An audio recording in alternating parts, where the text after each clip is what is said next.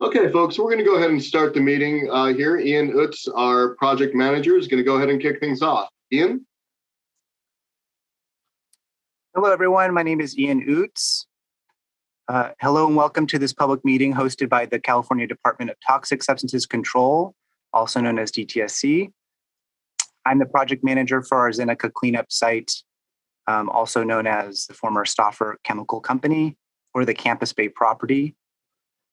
The purpose of this public meeting is to discuss a prospective purchaser agreement, or PPA, between DTSC and an entity called HRP Campus Bay Property LLC.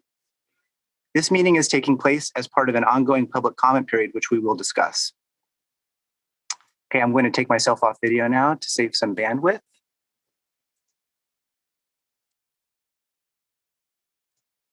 So at this point, I'd like to point out that this meeting is being recorded. By participating and, for example, verbally sharing comments or sharing comments in the chat box, you agree to be recorded. Also, this recording will become a public record. Except during public comment periods, folks will remain muted. My colleague Alejandro will be controlling that function. And on that note, I will allow my colleagues to introduce themselves. Alejandro? Thank you, Ian. Hello, everyone. For those of you I haven't met, I'm the Public Participation Specialist for DTSC in the Office of Environmental Equity. My name is Alejandro Vivas. For those of you who have registered, we have your contact information, so we'll provide you with a response to comments using that information from this meeting. However, for those of you that joined us by phone, if you wouldn't mind sending me your contact information via email, that would be very helpful so that I can go ahead and respond or send you a response to comments document from the meeting and from the comments provided later during the comment session. We'll be sending a response to comments via email, and those of you that provide your address, I can also send it via hardmail. My email is my first name, Alejandro, ALEJANDRO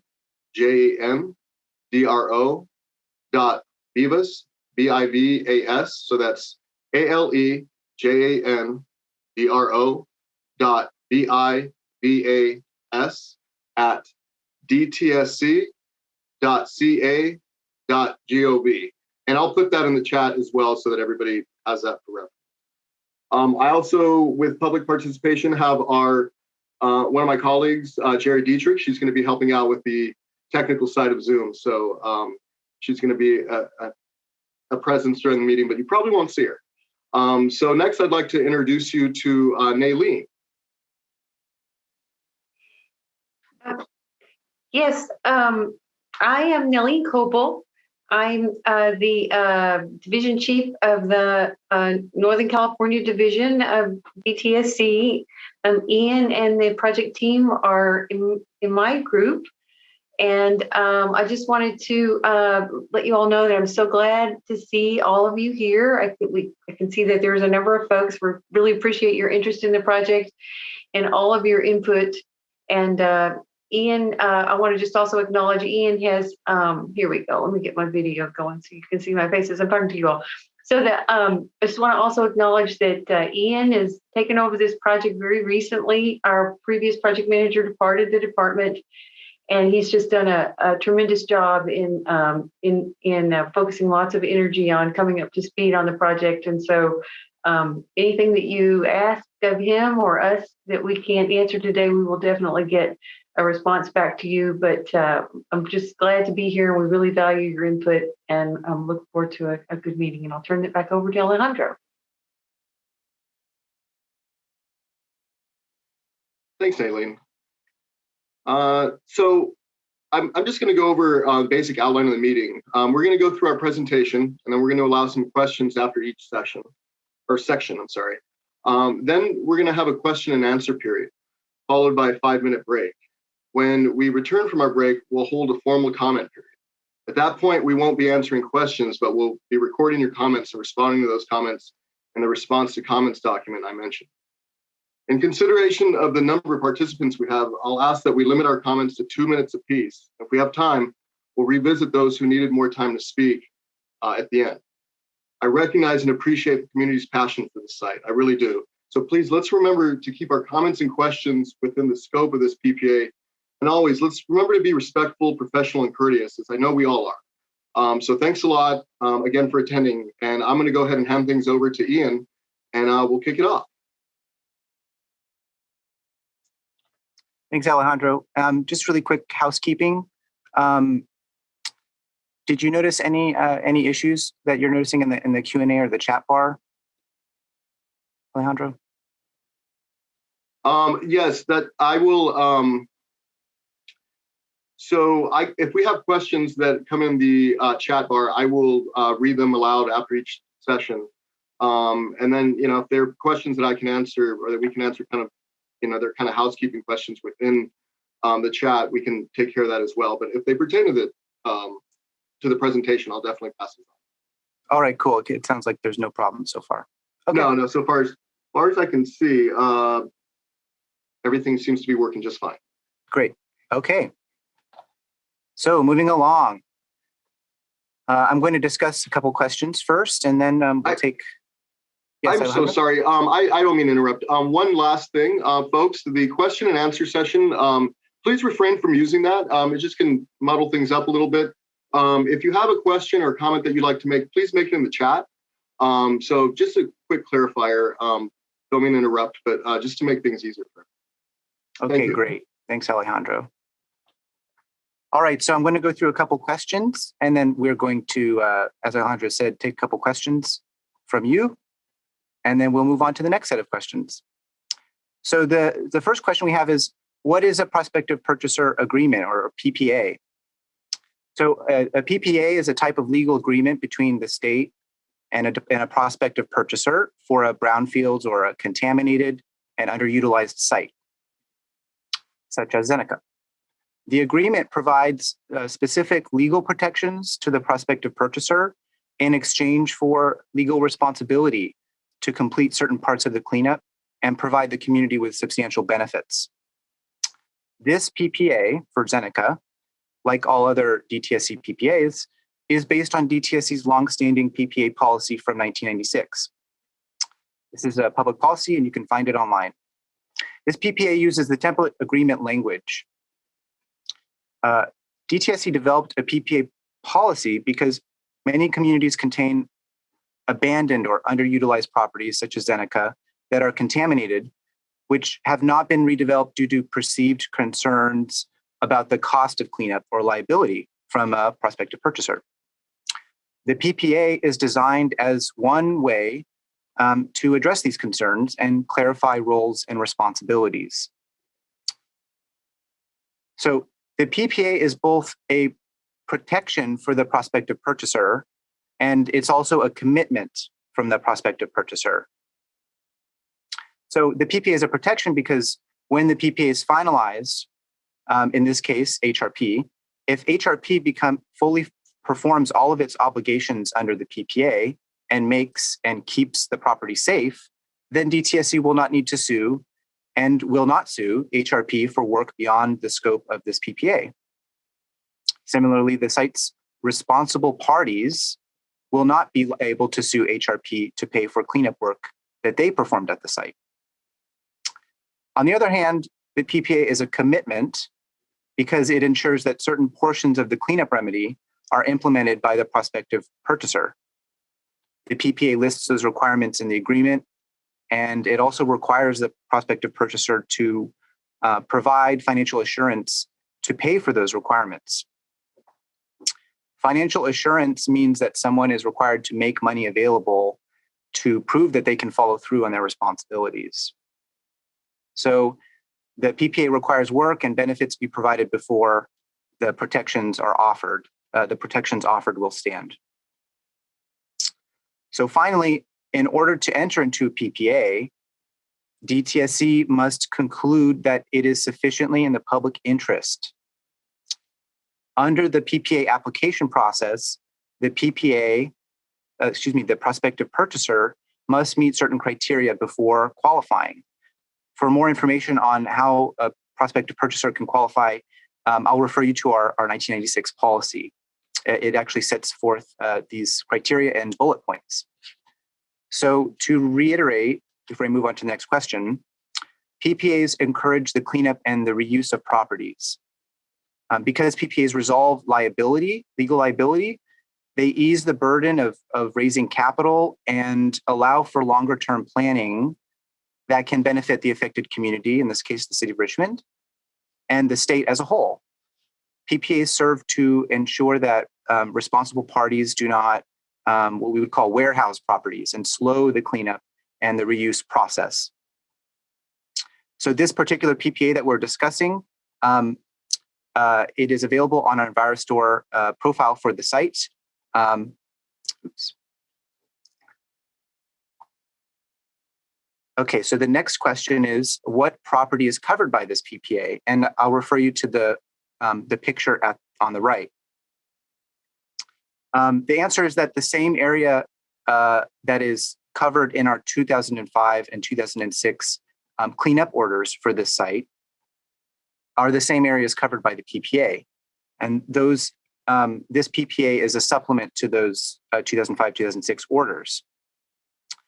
Those orders remain active, and we fully intend on enforcing those orders. So those areas that the PPA applies to, more specifically, they're called Lot 1, Lot 2, Lot 3, Habitat Area 1, Habitat Area 2, and the southeast parcel. So here's a larger map for that.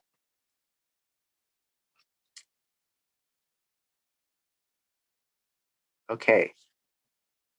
Now I will go back here and finish the last question. So why is DTSC involved? DTSC has been the lead cleanup agency, oversight agency for Zeneca, for the Zeneca cleanup site, since the cleanup oversight was transferred from the Water Board, the San Francisco Regional Water Quality Control Board, to DTSC in the mid-2000s. As always, our mission is to protect human health and the environment. The site is being cleaned up pursuant to cleanup decisions made by the Water Board and DTSC decisions since 2005 through 2019. So portions of the site are already under operation and maintenance, whereas other portions remain under active cleanup. So in support of that remaining cleanup and ongoing and future operation and maintenance, the prospective developer, the prospective purchaser, applied to enter into a PPA. So our DTSC's involvement is part of the next step in oversight at this property, ensuring that any cleanup and development decisions are compatible, remain compatible with cleanup goals established by our decision documents. Those decision documents I mentioned, dated 2005 to 2019. DTSC is not involved in property transactions. However, this PPA provides DTSC the opportunity to formalize its relationship with the new owner of the site, the prospective purchaser, in a way that ensures the long-term cleanup can continue correctly and on time. The goal is to finally get a permanent remedy in place for this long-term brownfield site. So with that, I will ask Alejandro to help facilitate. Does anyone have any questions about this slide? Okay, so we've got a couple in the chat, and then I'll get to you, those of you that also raise your hand, please, with using the function on the bottom of your toolbar for Zoom. The first question I have here in chat is, does the PPA purport to settle claims of future residents?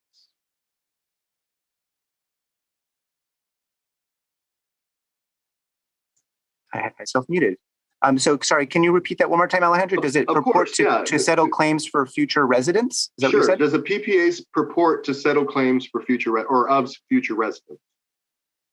I believe the answer is no. The PPA addresses the liability associated with DTSC and with other with responsible parties. Okay, so also attached to that, or anyone that's not a signatory to the agreement. So, or anyone who's not a signatory to the agreement. It's we will probably get into this a little bit more later, but the PPA, the parties to the PPA are DTSC and HRP Campus Bay Property LLC, or HRP for short. And it settles liability between HRP and DTSC, and it settles liability between HRP and what we would call third-party contribution claims. So those are claims by responsible parties for the contamination. That's what this agreement addresses. Okay, and the next question is, how can this project go one step further when sea level rise due to climate change has not been taken into account by DTSC or the developer? One more time. Sorry, Alejandro. No problem. How can this project go one step further when sea level rise due to climate change has not been taken into account by DTSC or the developer? One step further by not.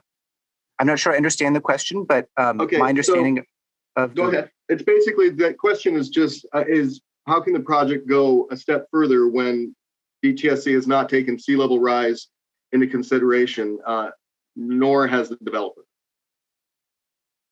My understanding is that the remedy selection for this site took sea level rise into consideration. And and there was a second part to that question, correct? No, that's pretty much it. Okay.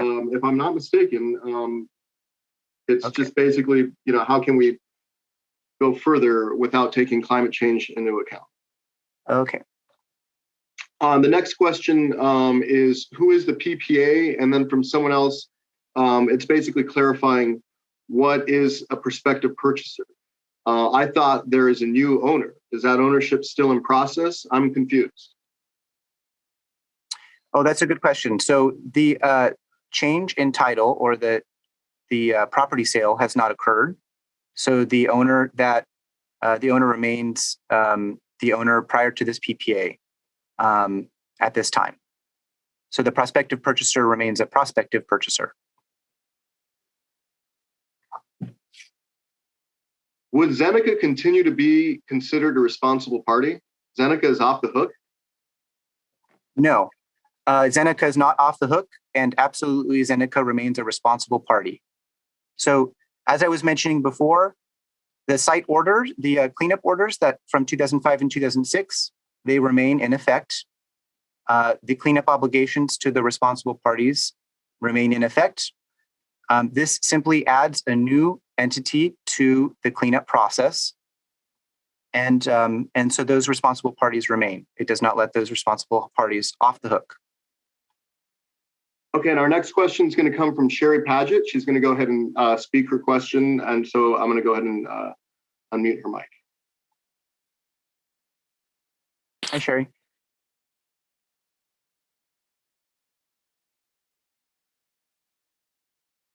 Are you unmuted, Sherry? Doesn't. Yes, I'm unmuted. Thank you for letting me speak. Can you hear me now? Yes, thank you very much, Sherry. Okay. Ian, you just referred to the two cleanup orders of 2005 and 2006, and Zeneca is the primary responsible party named in both of those orders.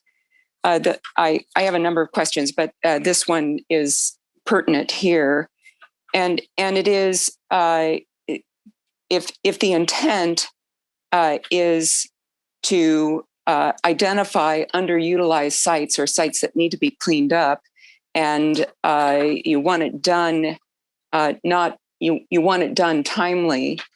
Doesn't DTSC have the authority to enforce the existing order to have the site cleaned up? If the responsible party is slow walking the cleanup, DTSC has all of the power and might of Cal EPA to force them to clean it up. And it just seems as though adding a new entity here is really complicating the issue, especially when we have multiple responsible parties that are involved in the site's original dumping and all of the hazards that are there. It's just I'll let it go at that. Why doesn't DTSC enforce the existing order and have Zeneca clean up what they're responsible for? That's a good question. And I think it gets at the root of why PPAs are such a significant undertaking for both the department and a prospective purchaser. And the answer is that the state has to make a determination that there will be significant community benefits that would come from the PPA that would not necessarily come without the PPA. And so the state has to consider the information presented to us, presented to it as part of the PPA application process, and make a determination that that the benefits of the PPA are significant enough that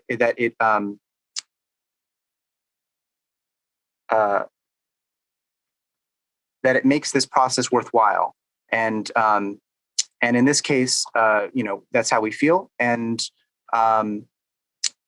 as we'll discuss a bit later in further questions, for example, the PPA will add financial assurances that the cleanup will continue to be done properly and to be done and to be maintained into the future. And so it fits in with our long-term plans to ensure that the site not only is cleaned up, but that it remains safe for users into the future. And thank you for joining us, Sherry.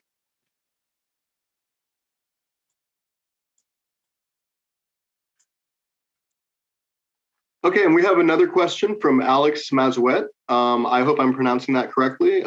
Alex, let's see if you are ready to speak. I am unmuted. Do I have 2 minutes?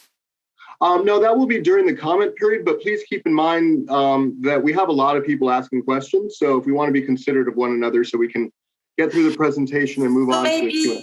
Yeah, so maybe I'll do it during the comment period. Okay, that sounds great. Thank you. Okay, so we also have Maggie Lazar who'd like to speak. Maggie, are you ready to ask your question? Actually, I didn't realize that I'd raised my hand. So could you erase that? Thanks. Well, yeah, we'll do that. Okay, hi, Maggie. so nice to hear you. We'll hear from Maggie later, I'm sure. Yeah, thanks, Maggie. So we also have a couple questions in the chat. One of them being, please state the formula and source for sea level rise calculation. And kind of attached to that, it says, well, it's another comment, but it's related to sea level. It says your sea level stats are old. New data shows a 10-foot rise in the next 30 years. So obviously, we're getting some questions how we came across our sea level rise inferences. And then the third question, I'm sorry, how does DTSC measure the impact of sea level rise? So they're all connected. Okay, so for the most part, I'm going to I'm not going to be able to answer that specific question about the sea level rise models that we took into consideration for this site. I know that we referred to state guidance at the time of the remedy selection, and that you can find more information in our remedy selection document for this site. Remedy selection documents, multiple documents. And I believe there was a question at the very end. Alejandro, could you repeat that last part of the question? It said, how has DTSC measured the impact of sea level rise? So it's more general. I see. Yeah. I think the question that I was trying to remember was. So yeah. Okay. No, question, that's the one. Yeah. So in this case, I think it was between this sites and other sites, and the answer to how we deal with it is on a site by site basis as part of the remedy selection process, and also as part of 5-year reviews to determine whether the remedy remains protective into the future.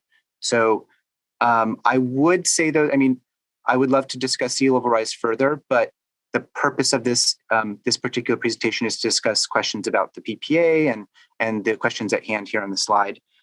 So We won't be able to cover all those here, but I know we've already gotten some public comments as well in writing, which I think are great comments, which I will defer to our public comment response to comments at the end of the public comment period. So was there anything else, Alejandro, that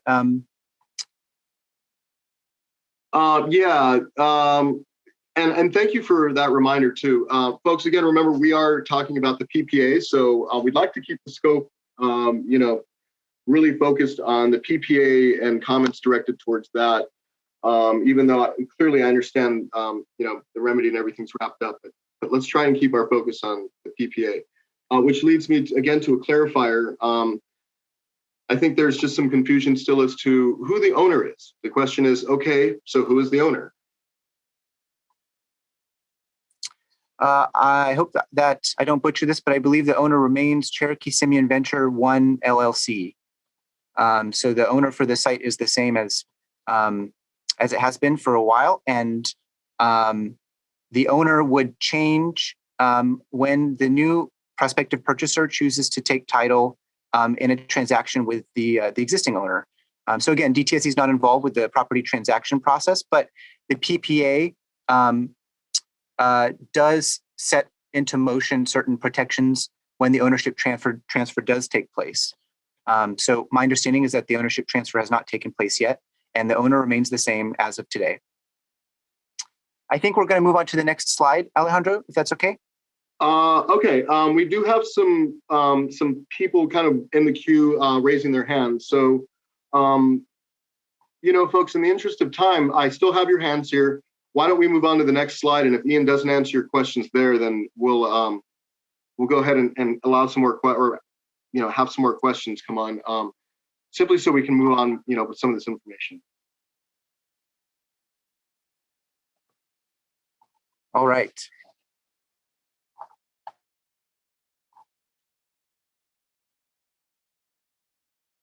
Okay, so you can see the next slide, hopefully. So, who is HRP Campus Bay Property LLC, which we're calling HRP? This is the prospective purchaser. HRP Campus Bay Property is an LLC, a limited liability corporation that is made up as a joint venture between two limited liability corporations and a limited partnership who agreed to use their skills and money to complete the development project. So this joint venture between the three different entities, it consists of Hilco Redevelopment LLC, Shopoff Realty Investments LP, and an affiliate of Square Mile Capital Management LLC. And I'll repeat that one more time. Hilco Redevelopment LLC, Shopoff Realty Investments LP, and an affiliate of Square Mile Capital Management LLC. So we received actually a comment early on from the Community Advisory Group for this region, the CAG, which was a really good question, inquiring as to the who this entity is. And in response to this question, HRP has provided an affidavit stating what I just stated about the joint venture of being three different entities. We've included that affidavit on our Envirostore profile. I just uploaded that today as an attachment to a letter requesting additional information from HRP to address public questions about HRP's identity. The question is a good one. So with that, I'll move on to the next one. Before I move on, I was going to say, so when we receive additional information in response to the letter we sent today, we will publish that to Envirostore as well, so that the community, the public, can have the chance to see the new information that we receive. Okay. Next question. What are HRP's responsibilities under this PPA? So HRP is required to bring this long underutilized property back into productive use for the community in a way that ensures it will be protective of human health and the environment, both now and into the future. So to make that happen, HRP has promised to complete certain parts of the cleanup as part of the development, and has also promised to operate and maintain certain parts of the remedies into the future. For example, HRP's new buildings will be designed and constructed, would be designed and constructed with appropriate protections in place to cut off exposure pathways to ensure that health and safety of the occupants. Some of those measures include permanent caps and new vapor mitigation systems with ongoing monitoring to ensure that site users and visitors will remain safely protected over the lifetime of the project, the life of the project.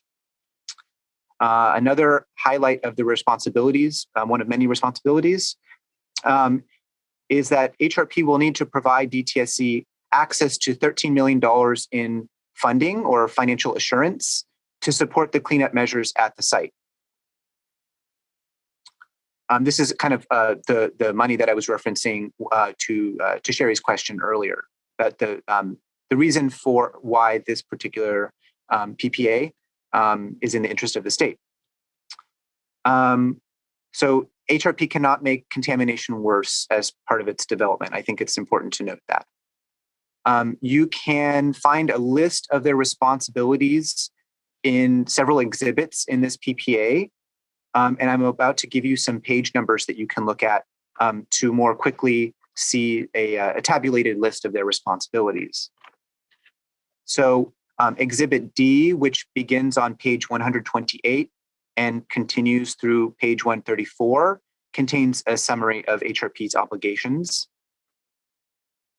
Exhibit G, as in giraffe, begins on page 153 and continues to page 162, and discusses the scope and time frame for performing these obligations. And also Exhibit H, which begins on page 165 and continues through the end of the PPA, page 171, contains a timeline for the work. So hopefully, specific questions about their obligations would be answered by those particular exhibits in the PPA. It's important to note, this is really important to note, that the parts of the selected remedies for this site for which HRP would not be responsible remain with the existing responsible parties. So there have been many a significant remedy selection process for the site, as I'm sure you all know. And anything that HRP is not responsible for in those remedy selections remains in the responsibility of the responsible parties. Those responsible parties include Cherokee Simian Venture One LLC, Zeneca Inc., Bayer Crop Science Inc., and the Regents of the University of California. So we expect full compliance with the existing orders. The PPA supplements those orders, and it clarifies the responsibilities of HRP in implementing HRP's remedy obligations. And the last question on this slide is, when does the PPA start? We're currently in a public comment period for the PPA. After the public comment period, DTSC will make a final decision. DTSC can choose whether to affirm the PPA and move forward with it, or to withdraw from the PPA. In making its decision, DTSC is considering public comments.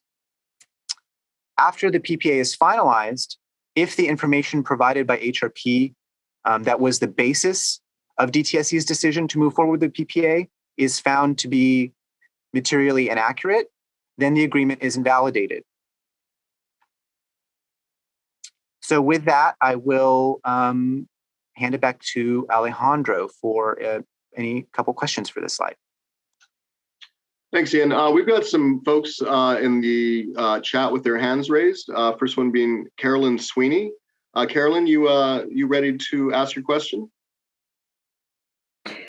I was wondering if you had determined that the site would be safe for the use of residents. We have read reports that seem to indicate there are many toxins, and you've only talked about partial remediation, and we're concerned that they may have future consequences even after the planned remediation. Yeah, so our primary responsibility is to ensure that the site is safe for, is protective for human health and the environment. So for areas of the site that would have residences, our goal is to ensure that the remedy remains protective for those areas.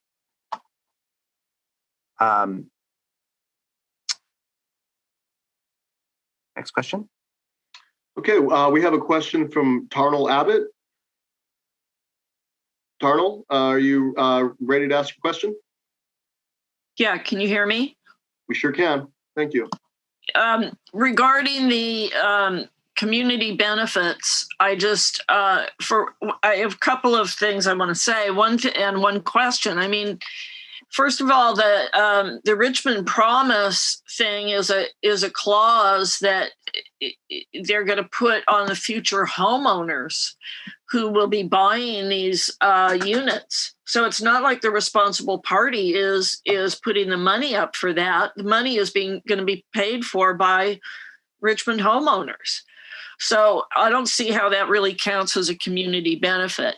And then the other, it's a question, but I'm serious. It'll sound sarcastic. I'm not sarcastic, but if people get sick down the road because it's an inadequate cleanup, what good does those community benefits do them? The community feels like we got sold out for $50 million.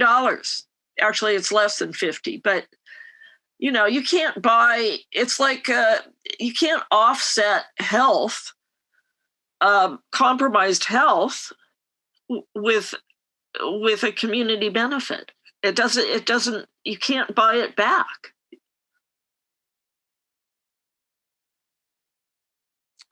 Okay, Alejandro, we're going to accept that as a comment.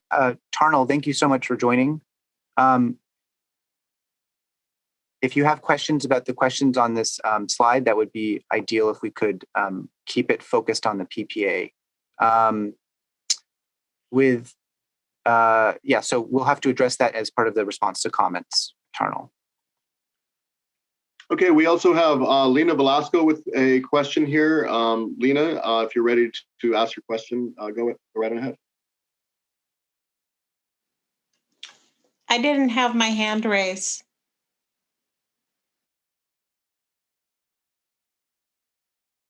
All right, that's an easy question. Alejandro, I think we'll move on.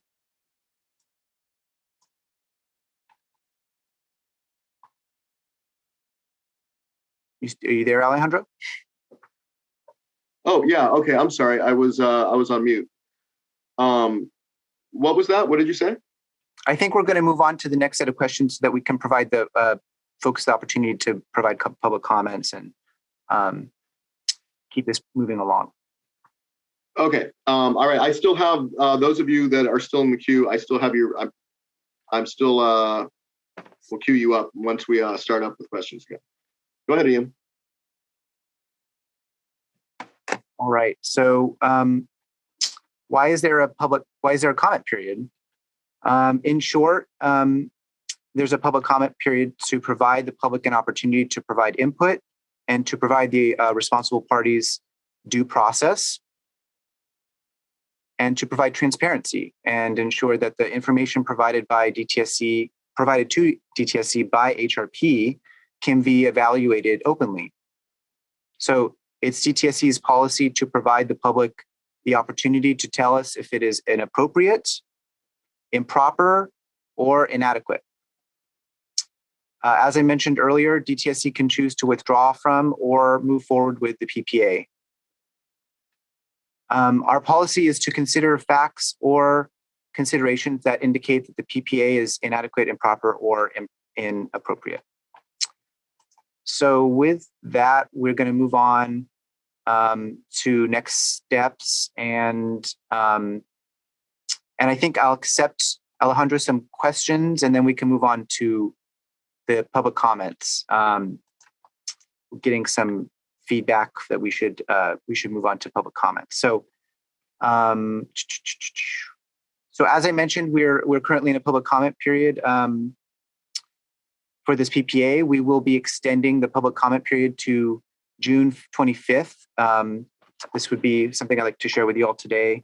We're extending the public comment period to June 25th to provide more time for the public to review the PPA. We'll also be publishing a new public notice on June 7th, which will be in both Spanish and English. And we also expect to translate the PPA to Spanish and make it available on EnviroStore.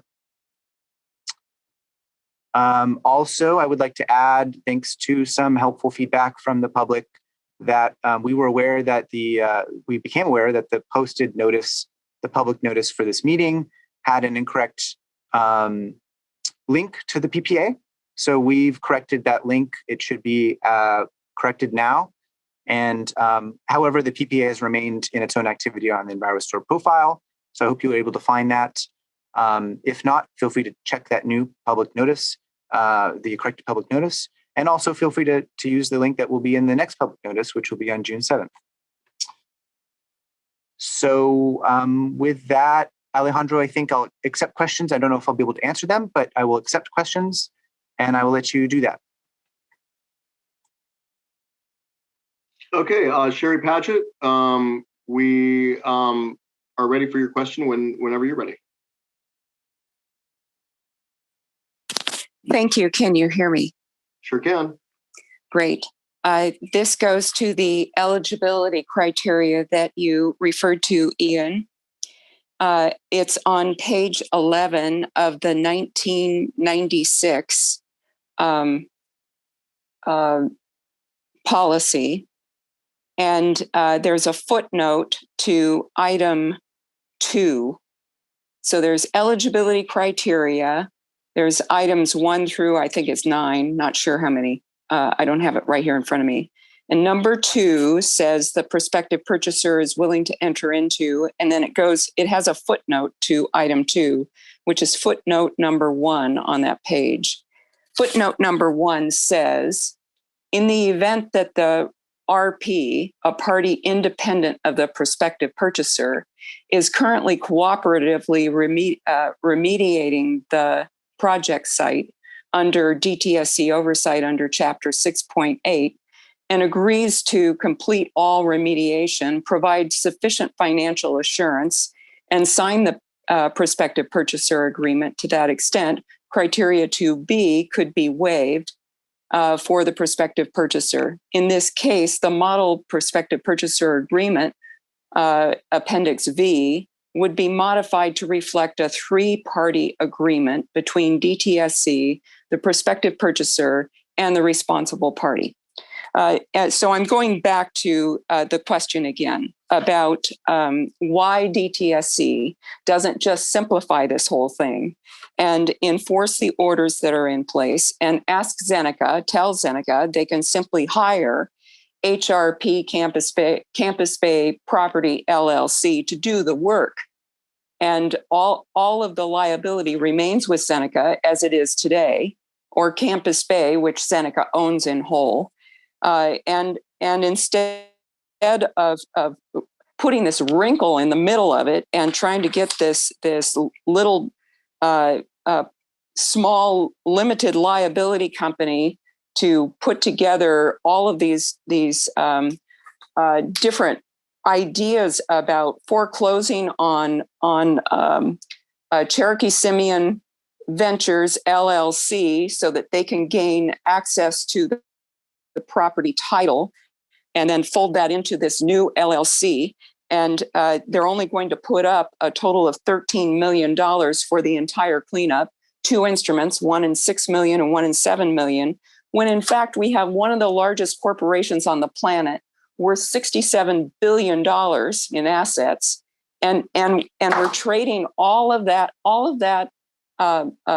potential responsibility to this little tiny entity that's being formed to clean up the property after Zeneca did all of the characterization. They developed all of the feasibility about cleaning it up, and then they developed a remediation plan, and they pushed their alternative through all of these approvals, and now they're stepping back and saying somebody else can clean it up. I'm just confounded about why the state for any reason would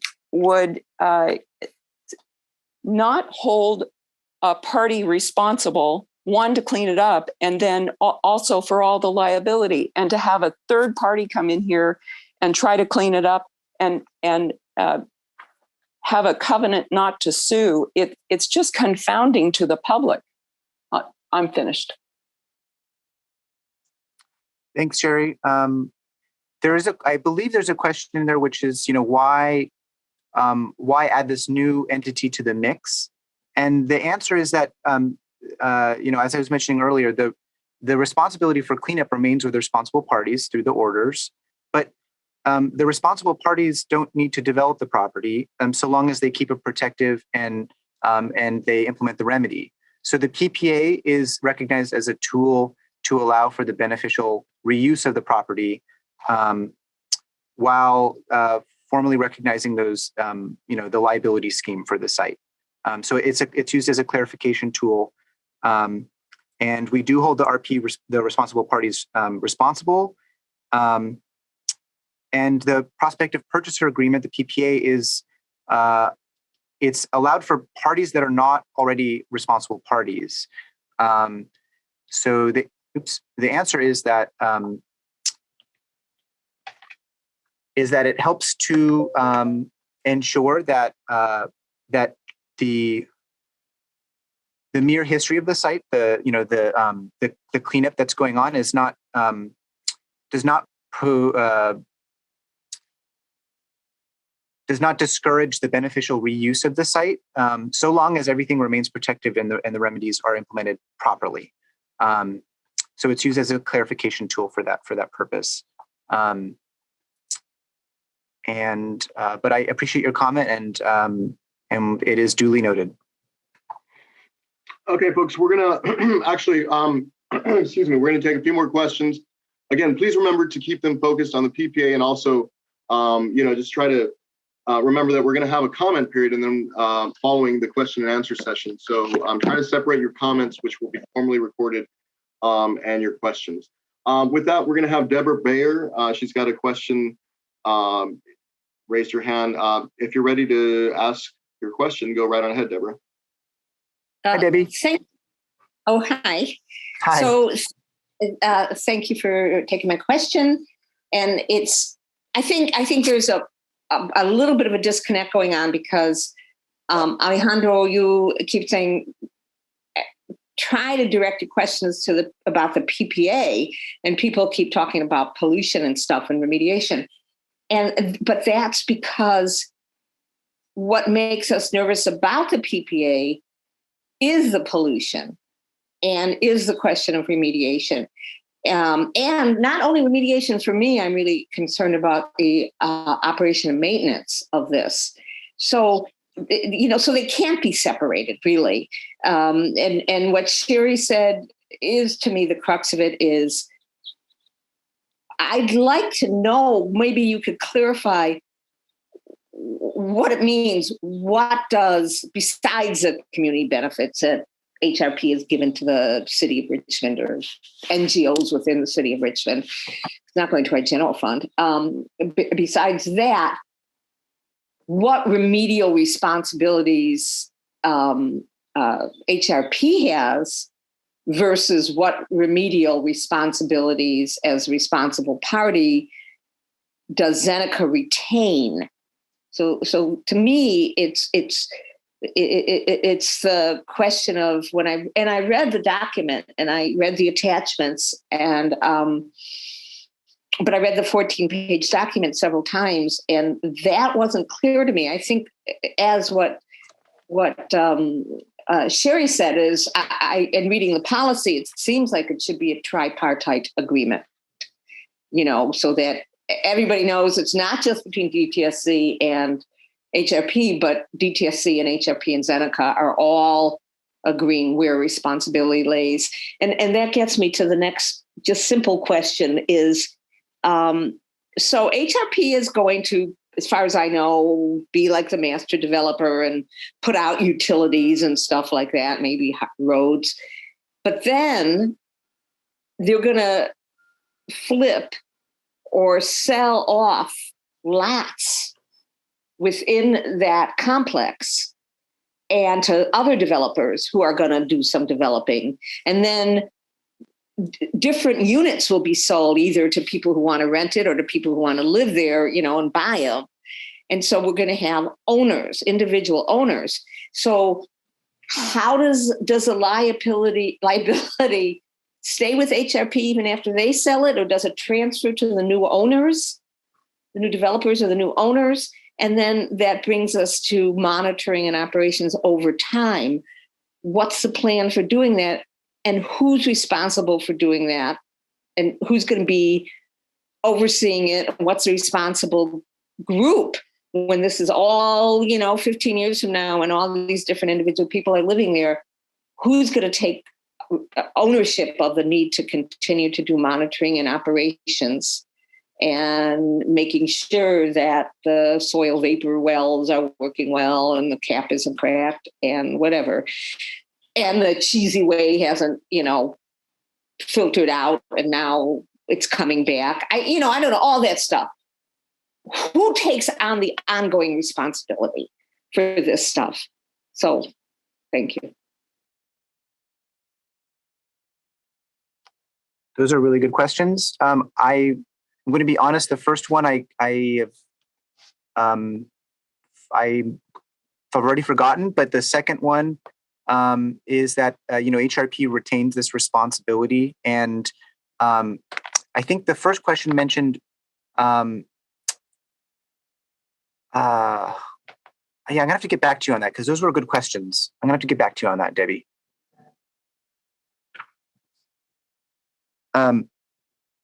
I will say though, before we move on, that your question as to what their responsibilities are, I think this was your first question. You're saying what are their responsibilities, right? It was hard for you to determine from reading this document, and I think that fortunately, you, Debbie, and maybe others might not be in the same situation. I think you do understand what some of the remedies are because I think you've been involved with the remedy selection process as well through public comment periods, and so those remedies that were selected and that are included in the remedy decision documents, anything that's not mentioned in this PPA, those sorts of responsibilities still remain with the responsible parties.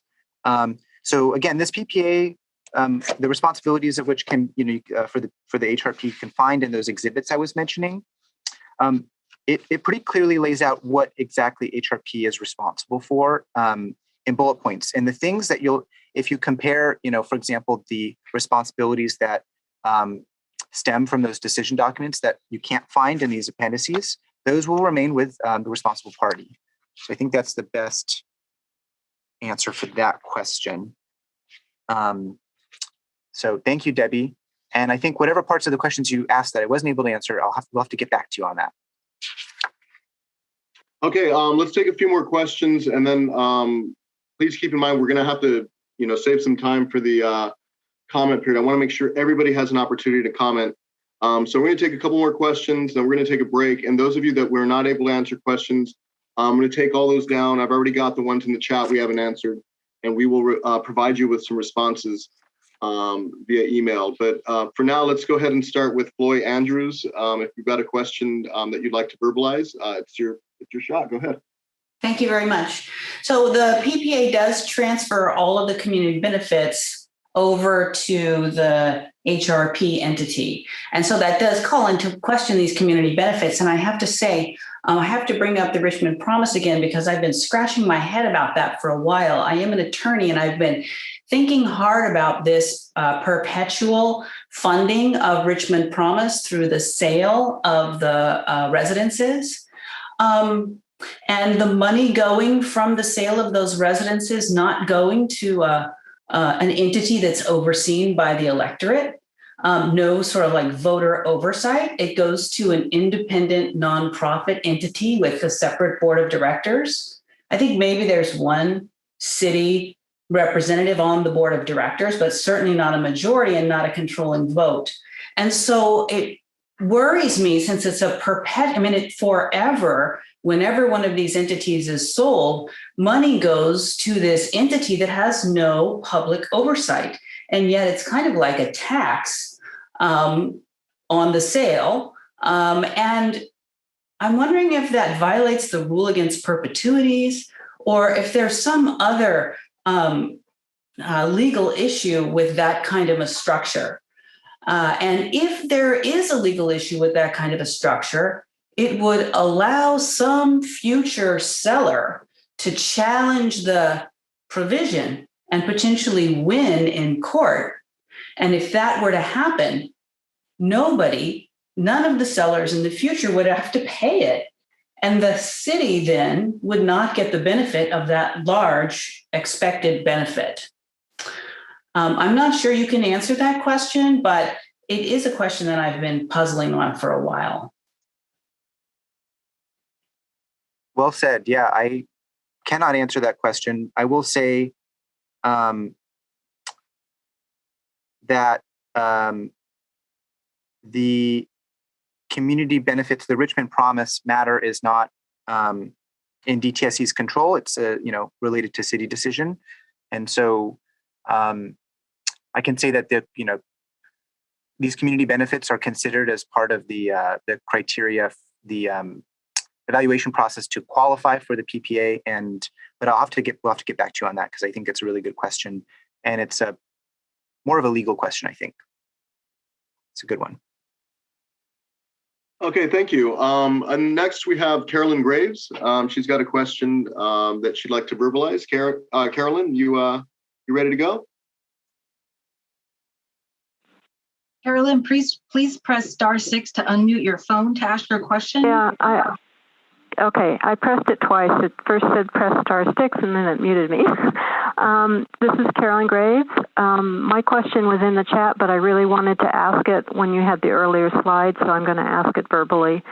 What is because I'll give the preamble. HRP has made it clear that they intend to sell at least part of the property that they are taking over through this PPA agreement.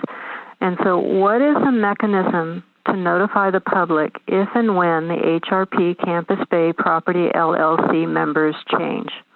For instance, HRP sells part or all of their ownership under the PPA to a different developer or developers. And this was also mentioned by a prior speaker. So I'd like to know what is the mechanism to notify the public when those members change. That's a great question, and I do not know the answer. So we'll definitely have to get back to you on that. And it's great to hear your voice, Carolyn. Thank you for joining us. Thanks, Carolyn. Next, we have Karen Sustag. I hope I'm pronouncing that correct. Karen? Hi, can you hear me? Sure can.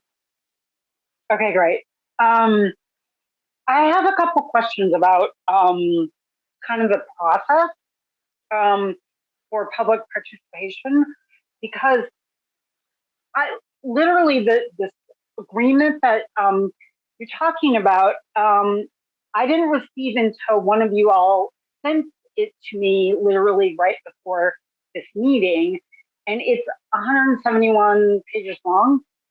So, I'm learning a lot about what's in the agreement, but I can't possibly have read it myself. And I want to be able to comment on it in a sort of reflective and cogent way. And so I understand this process allows me to comment until the 5th, but the 5th is Friday or Saturday. So that's kind of a concern. I also have a concern for those in, the community that haven't seen any of this, that don't understand what's going to happen. There's a lot of people that live very close to where the Zeneca site is, and I don't have a sense when I look at that map. I don't have a sense of how far any of that is to where people currently live, much less where homes would be.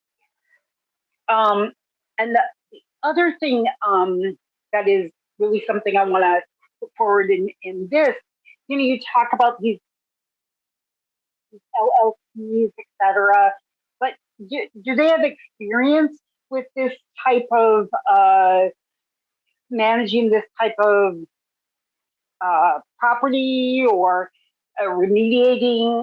You know, all of those things really bother me. So I just want to know, like, what is the depth of experience that they would have to provide safety, if that's the goal for the community. I also have other questions which I will put into the comments, the comments later. Thank you. Thanks, Karen. I'll go ahead and address the public participation aspects of your question first. I agree with you. This community is very complex when there's a lot of folks to reach out to.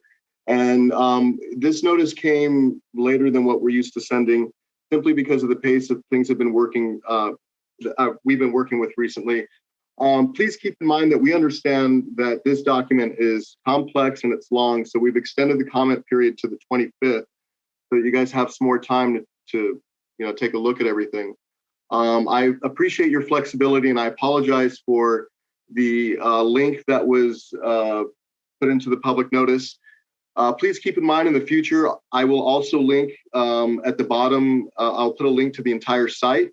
Again, I shouldn't expect you to know that if you're not familiar with our documents, but you'll find hyperlinks, and you'll also find a link to the general site at the bottom of all our notices. So just for future reference, as far as how we figure out who we send information to, what I do is I basically go, I take the site, I put it on a map, and I determine whereabouts a quarter mile from the site is, or from the boundary of the site. And then I keep in mind physical boundaries, like, the ocean or a freeway or a huge parking lot or something like that, a huge empty field.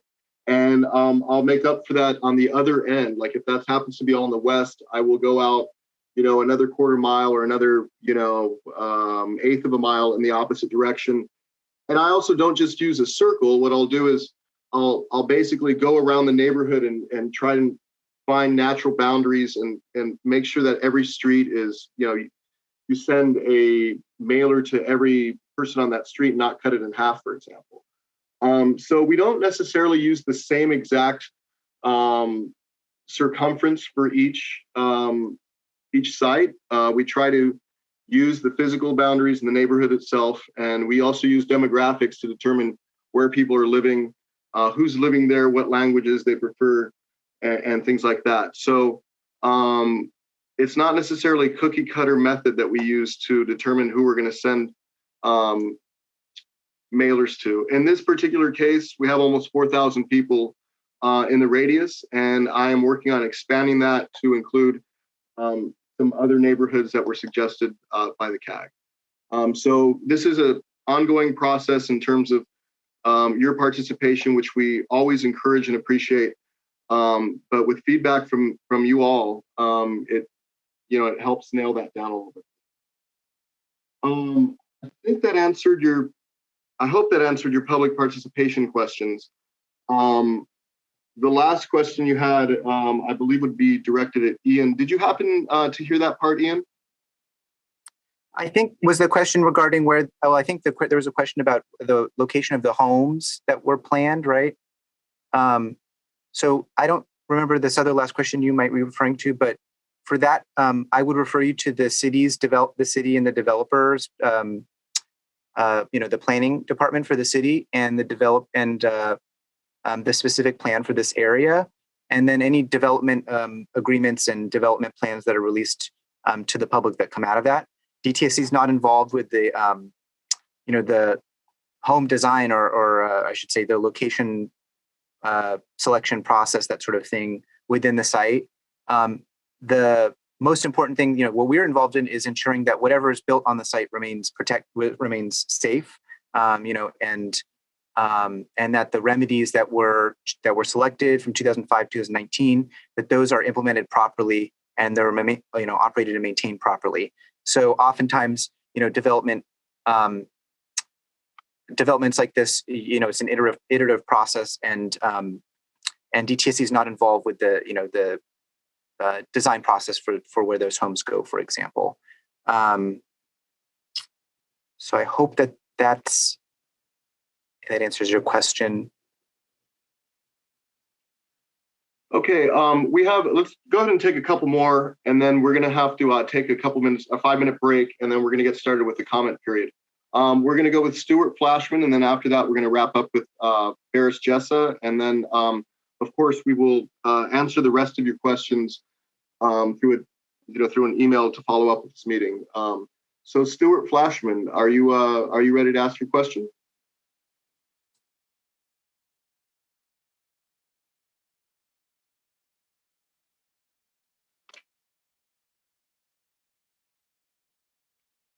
Stuart, are you unmuted or? Yeah, you muted me again after I unmuted. Oh, I'm sorry about that. There you go. We can hear you now. Okay. So I put 2 questions in the chat and I thought, well, they don't seem to be getting answered. So I thought I would ask them in person, so to speak. One is, has there been any review of this decision on improving the PPA under CEQA, the California Environmental Quality Act? And if so, what's the nature of that review? The other question has to do with, as I understand it, you're going to be reviewing the cleanup. The first time you'll do that is 5 years after the construction is complete. What happens if there's a problem? Let's say, for example, the vapor intrusion barriers fail prior to that 5 years. How does that get addressed?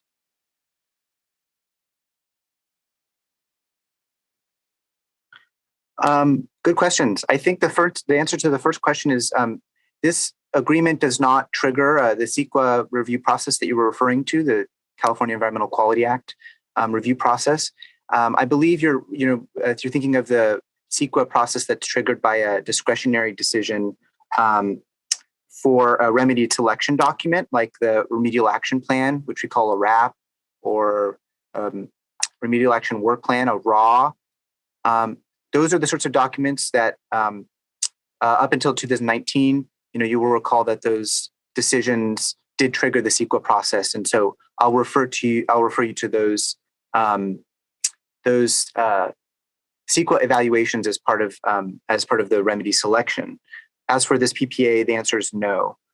The CEQA process for any sort of development, that would be in, I don't believe that DTSC would be the lead agency for that. And you would have to look at the CEQA documents associated with the city of Richmond and any sort of development that would happen.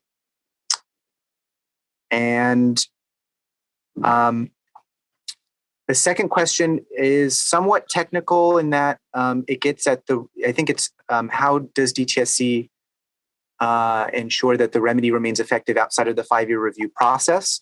I'll give an example as to the vapor intrusion, the vapor mitigation systems for buildings built at the site by HRP.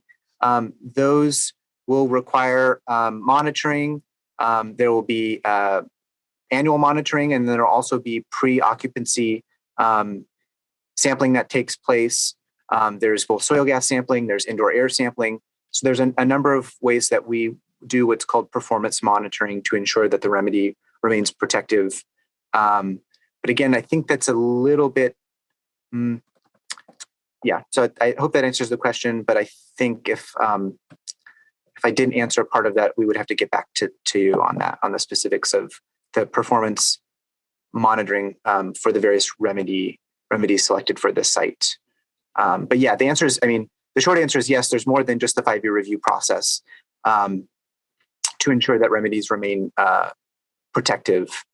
And I will hand it over to Alejandro. Okay, thanks, Ian. We have another question from Ferris Jessa. And then just given the time that we're at, folks, I'd like to encourage us to move on to the comment period. So Ferris, are you ready to give your comment? Or I'm sorry, your question. Sure. Can you hear me okay? We sure can. Okay. I have quite a few questions about this PPA. As a resident of Richmond, neighboring the site, regular user of the Bay Trail that runs through the site, I was kind of expecting to come to this meeting with a lot of the questions that I've had over the last few months, prepared and addressed and answered.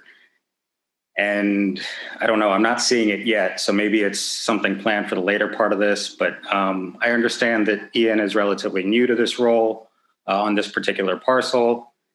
And I'm concerned that this meeting has kind of the appearance of being performative because it doesn't include any discussion of those issues that have been at the heart of public concern over the last few months. And so I don't know whether it makes sense for me to go through the list of about 10 or so questions that I had posted in the chat, or perhaps to propose that maybe DTSC takes into account all of the questions that were asked today, that it wasn't entirely prepared to answer, and to come back with a second public meeting with clear answers that can be shared publicly rather than through private email responses. I'll put that out there first, and then depending on that, maybe it's worth going through the multitude of questions that I have, or if you want to propose a different route for addressing the multitude of questions, I'm willing to listen, obviously. Thanks, Ferris. You've always been incredibly straightforward and patient, very flexible. And I know that you've got some good questions that are going to probably take a little while. So, to be honest with you, it's my suggestion that we take those questions, and that way we can answer them in detail. And in terms of how we present them back, whether it be, as you mentioned, through another public meeting or through email or through calls, however we do it, we'll make that clear with everybody that's attended today, so that we can get you some detailed answers. But to be honest with you, I think that I really want to make sure that everybody has enough time to give their comments for this meeting. So if you wouldn't mind, let's go ahead and move on to let's take a 5-minute break and then move on to the comment period, and then we'll take the questions and determine a path forward. Does that work? Alejandro, I think I would be willing to I want to hear the questions, but okay. I think he's right that I probably, I don't think I'll need to answer all of them, but. Okay, let's just keep in mind that that we're going to start, running close to time, but yeah, let's go. Go ahead and shoot, Ferris.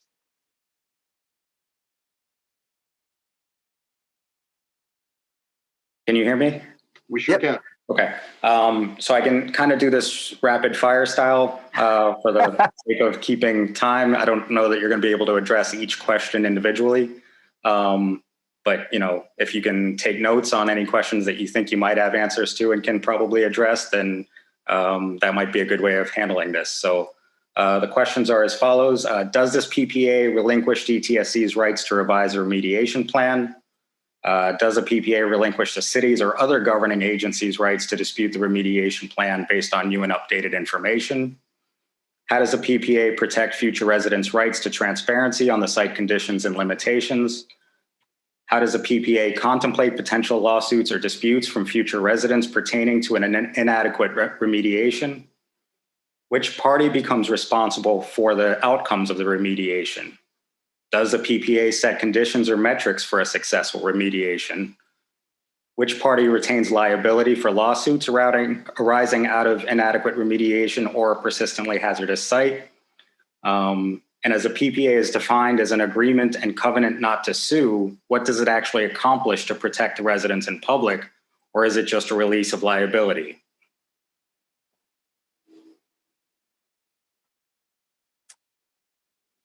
Okay, to be honest, I wasn't able to type that quickly, and so I could recall all of them. We are recording this, so that's why we're able to respond after the fact. But could you actually restate the first question, because I think I might be able to answer that. I think you were asking about whether it affects DTSC's ability to revisit remedy selection or remedy decisions, right? That's right. So this PPA is intended to resolve liability.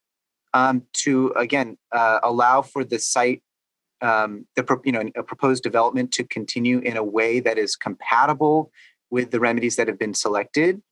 DTSC always reserves the right to address environmental conditions in order to protect human health and the environment. So we always have the responsibility to ensure that the remedies selected remain protective. So for example, that 5-year review process, I know we've spoken a lot about this process at CAG meetings.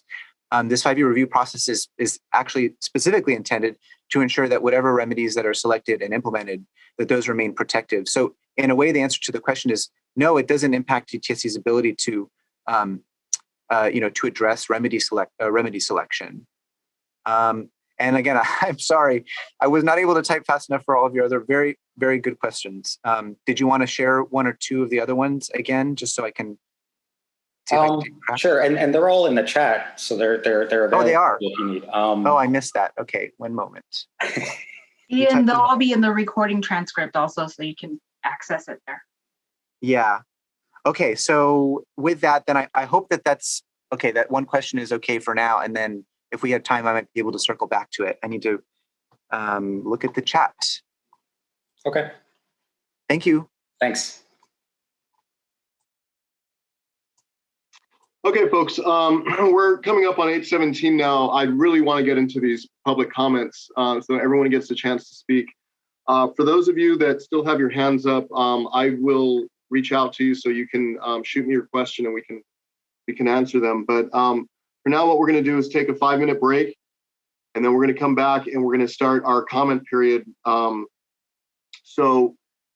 I'm going to do here, I guess, the best way, because I want to make sure I get everybody's hands that are still up here. So let me, I'll reach out to each one of you right now. And then when we start up, we're going to have all our hands down. So when we start up again, you'll raise your hands again when you want to make your public comment. So let's go ahead and meet back here again at 8:23, and we'll get started with the comment period. Okay, folks, thanks a lot for your patience. I hope you guys get up, take a drink of water, relax a little bit. We're going to go ahead and start the public comment period of this meeting. Please keep in mind that during this comment period, we will not be able to answer questions. Our intent here is to take comments, and then we will respond to those comments in a response to comment document. So again, if you have not registered and you would like a copy of that document, please send me your information via email so that I can get you a copy. And what I'm going to do here is we're going to go through the people that are still raising their hands. I have you all documented so that I can come back and ask the question or ask you the question that you had earlier.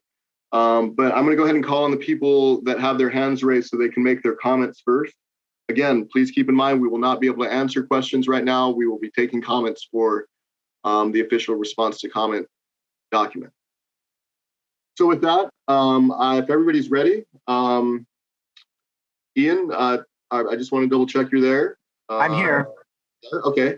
Thank you. We're going to go ahead and start the, well, you just got to double check.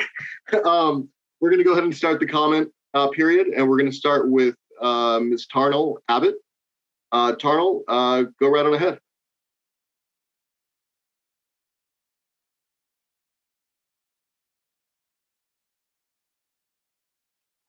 Are you unmuted, Tarnell?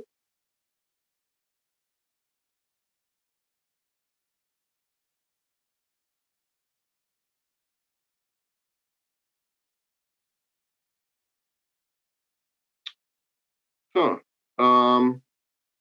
Let me see here. I'm not sure why that's not working out. She's able to unmute herself, but maybe she stepped away. Okay. Okay. I will. We'll table Tarnell's comment, and we'll move on to Sally Tobin. I hope I'm pronouncing that correctly. Sally. Yes. And can you hear me? We sure can. Thank you. Okay. I'm a resident of Richmond, and I'd like to make comments about long-term consequences of these plans. That putting a cap over the soup of toxic contaminants at the Campus Bay Zeneca site is like conducting a long-term epidemiological study, but with 3 significant flaws.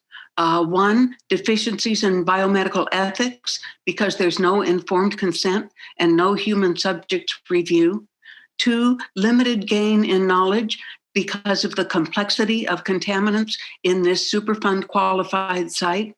Also, no plan to follow the people who are exposed. And 3, potential damage to generations of diverse families who might live there. These include economic effects, such as plummeting home values or evictions, demolition due to unsafe conditions, medical effects, such as cancers or lymphomas or birth defects, and family effects, such as loss of a parent or lifelong support of a developmentally compromised baby. So how can any impound fund or insurance policy or other agreement possibly underwrite these mammoth risks? And that assumes that money can make such families whole.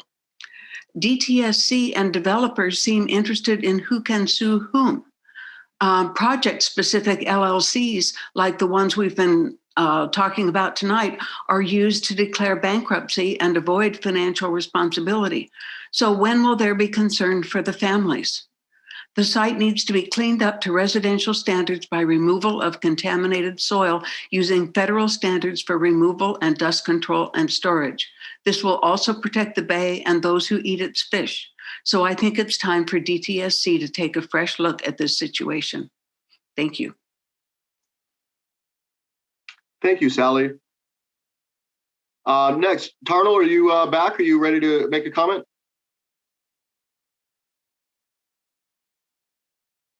Okay, we'll revisit Tarnal in a second. How about Mr. Walter Lindsay? Now. Oh, there she goes. Okay. You're unmuted, Tarnal. Go ahead.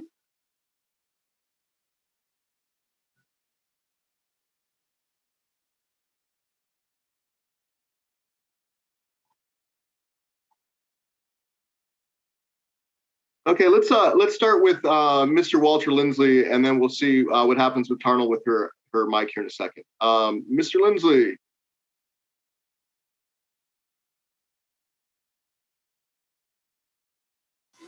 Can you hear me? Sure can. Okay. My comment is this. The contamination from Zenica does not respect the boundaries of the properties.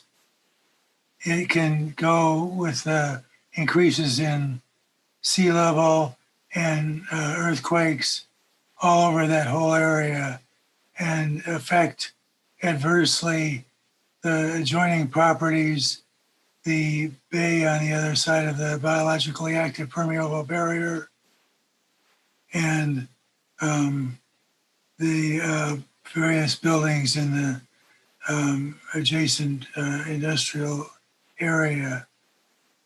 And all those can be adversely exacerbated by the effects of the seawater from saltwater intrusion from the bay. They can come with rising sea levels. What I would like to know is, does this PPA affect any of Zenica's obligation, liability in perpetuity to deal with getting rid of the contamination and the plumes that have already affected the adjoining properties in the San Francisco Bay, and also any that might occur from this time on?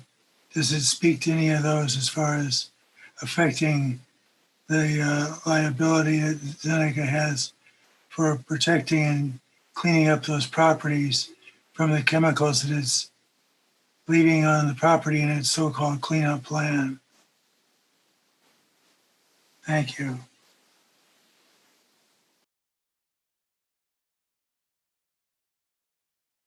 Thank you, Mr. Lindsley. Tarnal, are you ready to make your comment?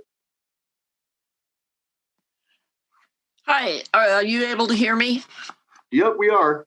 Okay, I actually had questions that I got cut off without being able to ask in our last space there. But to go back to the PPA and the policy from 1996 that is the official policy procedure for PPAs, and Sherry already read you part of it. The footnote on page 22, it's footnote number 1. And somebody else also said this too. It's in the event that there is an RP who is currently cooperatively remediating the subject site and agrees to complete all the remediation, et cetera, et cetera, et cetera. In this case, the PPA would be modified to reflect a three-party agreement between DTSC, the PP, and the RP. So the question is, how come there is no signature for someone representing Cherokee Simeon Ventures 1 LLC, which is owned by Zeneca Inc., which is a, I don't know, subsidiary of AstraZeneca? And are you going to follow your rule on having that third signature?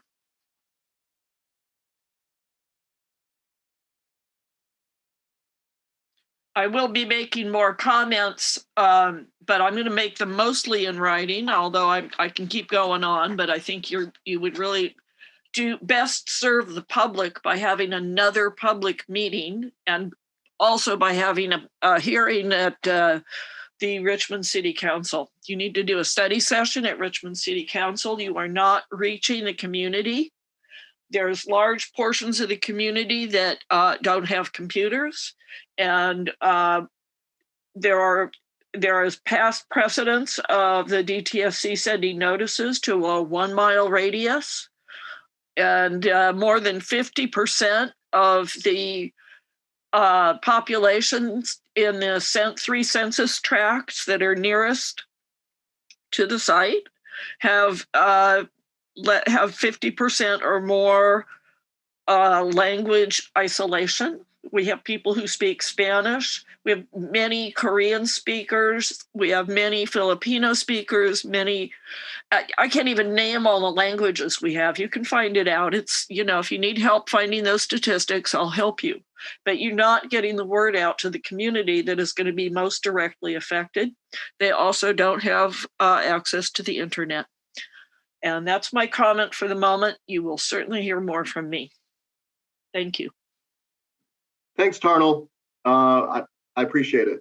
We're going to move on to Maggie Lazar. Maggie. Hi there. So I guess I have to start by saying that I'm disappointed that there wasn't more time for questions and answers during this community meeting, because that's actually really where I am. I very sincerely am trying to understand what this PPA is and why it is in the public interest, and actually why DTSC would even be involved in it. Okay, so just starting from square one, in my world, DTSC has something to do with environmental issues. This seems tremendously legalistic, and I'm really struggling to understand it. So I understand that right now we're having comments, and so I would say that maybe there is a flaw in the process here, that someone as involved as I am still this confused and puzzled by what's going on here. And so if you thought that you gave a presentation that clarified why this is in the public interest, I don't see it. The only entity that I would see benefiting from this is the prospective buyer. And so that I guess is my comment. Thank you. Thank you, Maggie. We appreciate your comment. Let's move on to Bill Simpich, or Simpic. I hope I'm pronouncing that correctly. Sorry about that.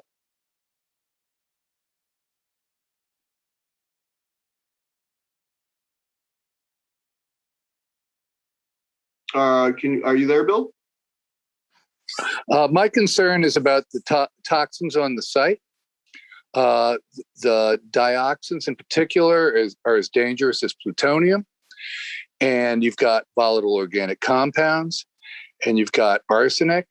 And on top of it, you've got sea level rise that's estimated to be 3 times higher by experts than what your estimates are. And so the center of my concern is, now, how can you go forward with this kind of project, given the fact that it's extremely dangerous?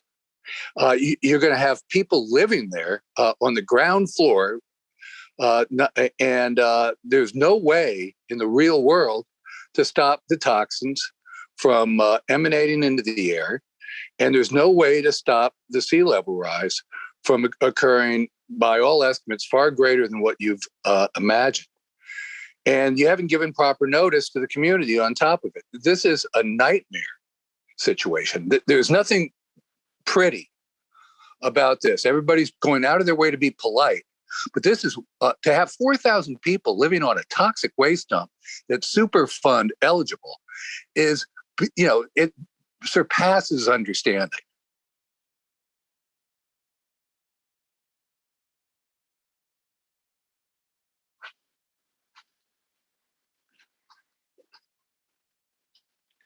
Okay, Mr. Simvik, thank you very much for your comment. That will obviously be recorded along with the rest of the comments. Thank you. I have a 510-352 number. I will, go ahead and unmute you so you can ask or make your comment. I'm sorry. 510-352. Hello. Hi. Can you hear me? Hi there. Yeah, we can hear you. Thank you. Good.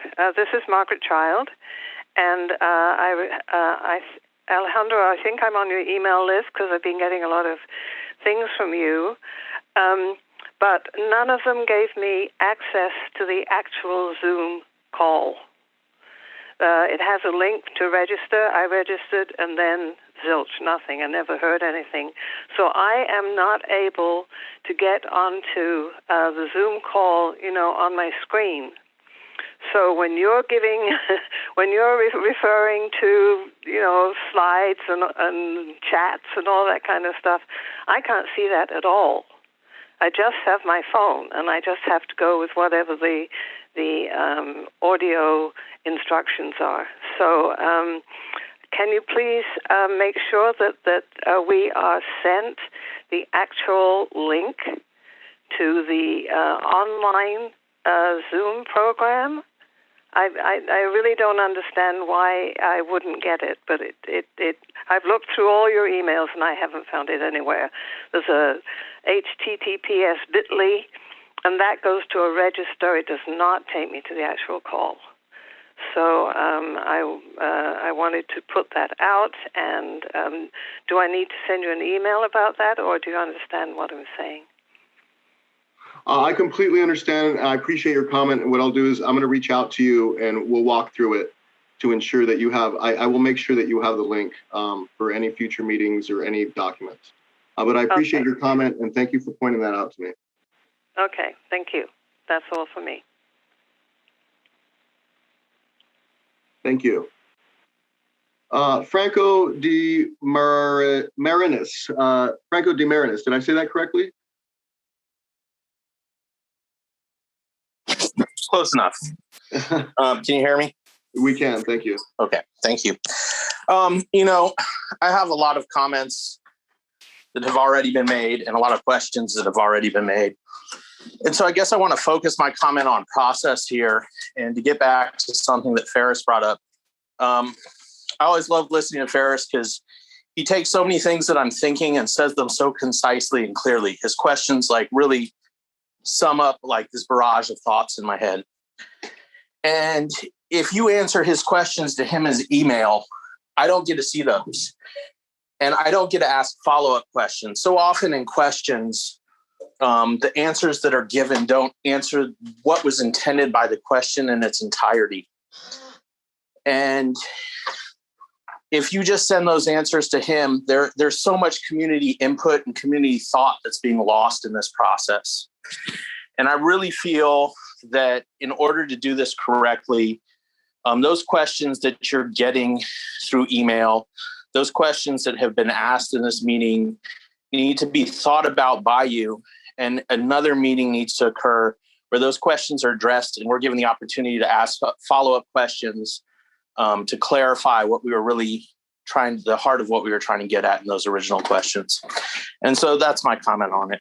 I think there needs to be a follow-up meeting where questions that have been put out by people are addressed publicly to everyone, and we're allowed to follow up on those questions. Thank you.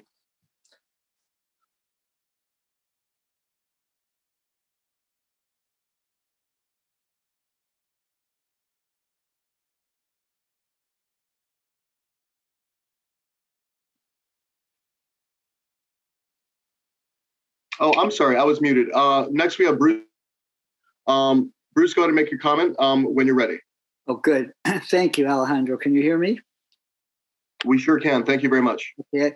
I wanted to say that I appreciate the earnest effort of Alejandro, of you and Ian in, trying to sort through all of this, because DTSC is, what we have as citizens, and I am also a resident of Richmond, to protect our community, to watch over the rights of the citizens, and to really help us through what is, I think, a very frightening and dangerous situation that we are in now.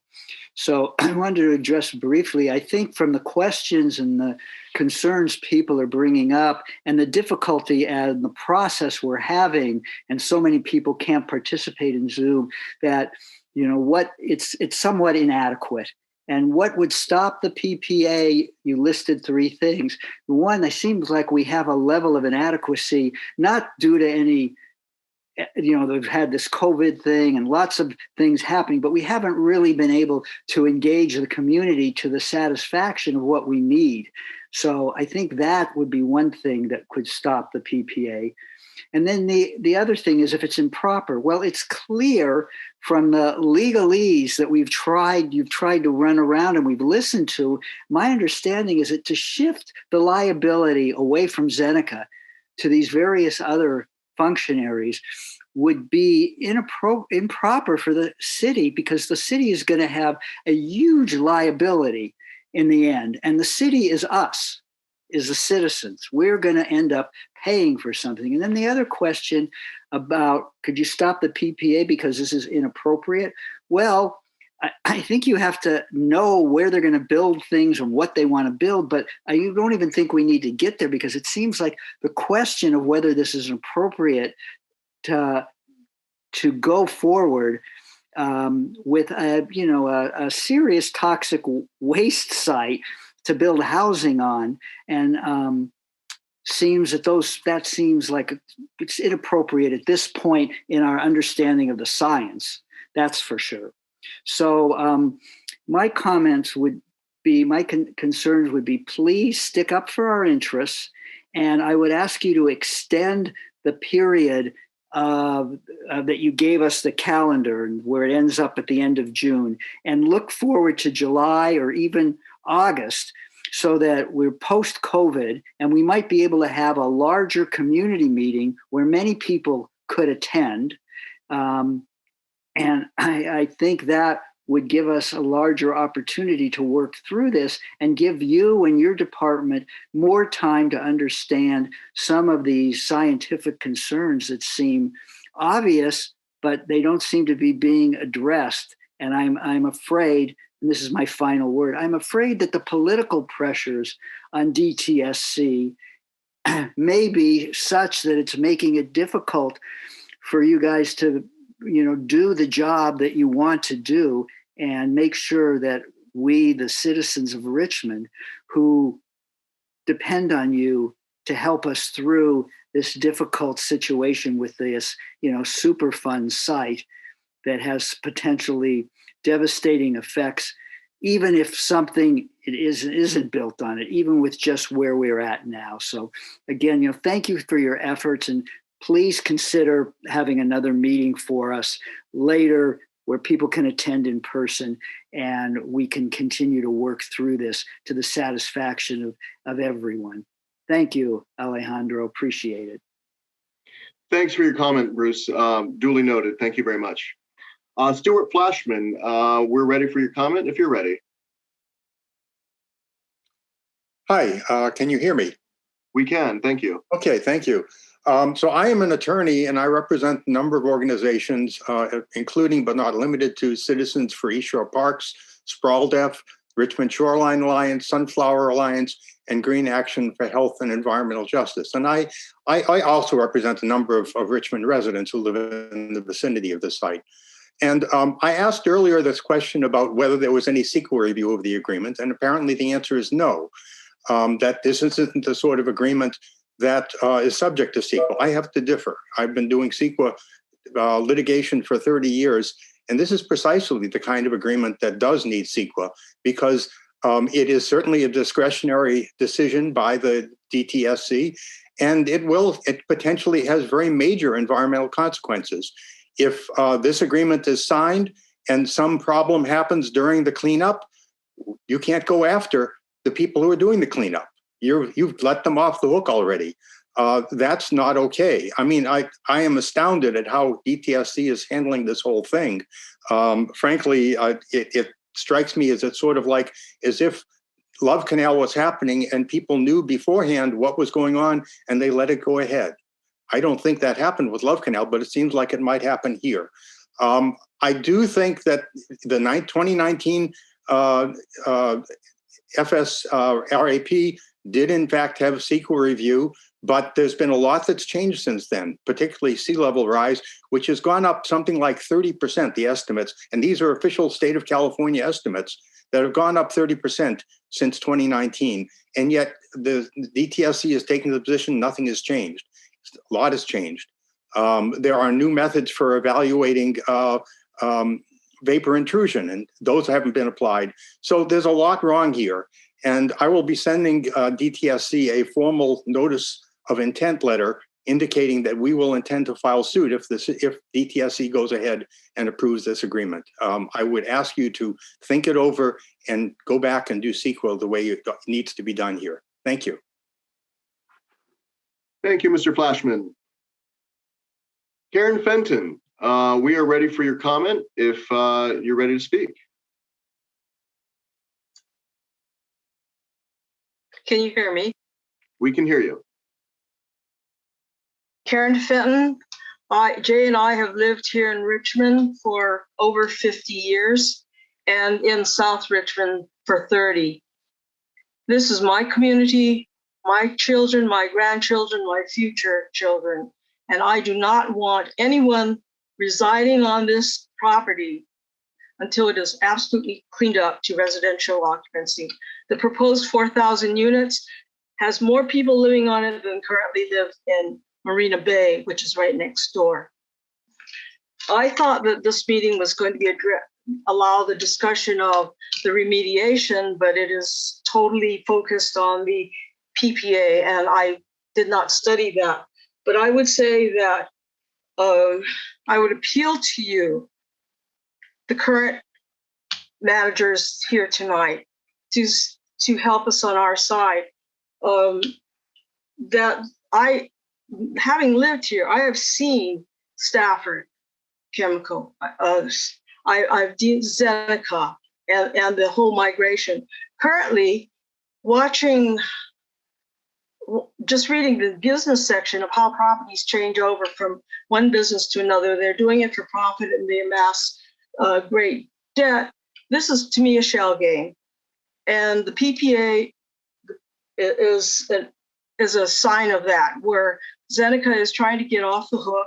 DTSC is trying to get off the hook because with the turnover of property through the years, who is currently shown as the responsible parties and the owner, the prospective owners, are not going to be the same ones in the future, and this whole thing will be totally confused. So I would request that you go back to the original agreement. I'm not sure of the details of doing a total cleanup, which may take more years, may release more dust in the air, but it's not going to be a capped environment that's still going to outgas. It's still going to have the contamination, or it's still going to leach out. And onto the land and affect the people that live there. At one time, I thought that capping might be okay for commercial use, but seeing how property changes, commercial property changes and becomes residential in the future, there is no guarantee for the people that are coming after me. So I would please urge you, this is an inadequate PPA because the remediation that you have agreed to or have authorized is inadequate. I would ask DTSC to go back and say that you have to remove the toxins, soil from this site and clean it up. And unless you do that, there should be no allowance for residential, even if these are high-rise units. So those are my main concerns. This is a love canal in the making. I may not be here when it happens, but I don't want my progeny to suffer. Thank you. Thank you, Karen. Deborah Bayer, you are next up. If you are ready to make your comment, we're ready for you. Okay. I think once again I'm listening, and Ferris did raise some good questions. And what's upsetting to me here during this process of explaining the PPA is that people have asked questions that haven't gotten answered. So if I understand it right, Ferris's first question was, does signing the PPA limit the ability of the DTSC in the future to revise the FSRAP or whatever it is, to revise their order for cleanup that HRP agrees to in the PPA? So, for example, when we asked about sea level rise, you know, for you to factor in the current estimates of sea level rise, because the DTSC only used 14 inches, which is kind of laughable. When we asked the DTSC to factor that in and just take a second look at the FSRAP, the agency said, no, we're going to do that in a 5-year review. So I think another question that Ferris had was, what happens in the 5-year review, or I would say in a 10 or 15-year review, if you keep reviewing it, that there is a failure because of sea level rise, right? Or because of the earthquake and cracking the concrete. But what if there's some kind of failure? Can the DTSC at that time, one, require Zeneca or HRP or who to clean it up, even though here the FSRAP is all that's being required of HRP? Or two, what do you think happens? Why wouldn't the DTSC want to look into the effect of sea level rise now before the buildings are put on top of the land, before the whole thing's done? Because once the buildings are built, people are in there, what's the remedy then? It's a much more difficult remedy. Why wouldn't we want to kind of take a look at it now and see, wow, let's reassess, let's just take a second look at the FSRAP in the light of the new information we received about sea level rise. So I don't know why you wouldn't do it now and why you think it's better to kick it down the road when it will be more difficult and more costly to try to remedy. So what Ferris asked was, does a PPA, in other words, tie the DTSC's hands in terms of you not be able to order a remedy beyond the FSRAP? And the answer that he got from maybe Ian was, no, the DTSC always works in favor of the health and human safety. But that's not really the question. The question was, you know, not what the mission of the DTSC is, but can the DTSC, once this PPA is signed, still come up with new remedies that they can order different parties to do? And then the other question is, why isn't it? I also have read the policy on PPAs, and it does say there should be a tripartite assigning. So nobody really answered that legal issue as why wasn't Zeneca or as they're known, Simeon, Cherokee Simeon, why weren't they part of that signing? If that legally is what the policy says. So those are two questions. And one I'm repeating Ferris's question, which I think didn't get answered, which is a PPA limiting the DTSC's ordering ability, given changes in the future, or what we find out when we continue to monitor it, and why wasn't there a tripartite signing? Thank you. Okay, thank you, Debbie. We're going to go ahead and answer those questions, but we're also going to keep in mind that we're giving comments right now. So we're going to go ahead and move on to our next individual to make a comment, Mr. Andres Soto. Are you ready to speak?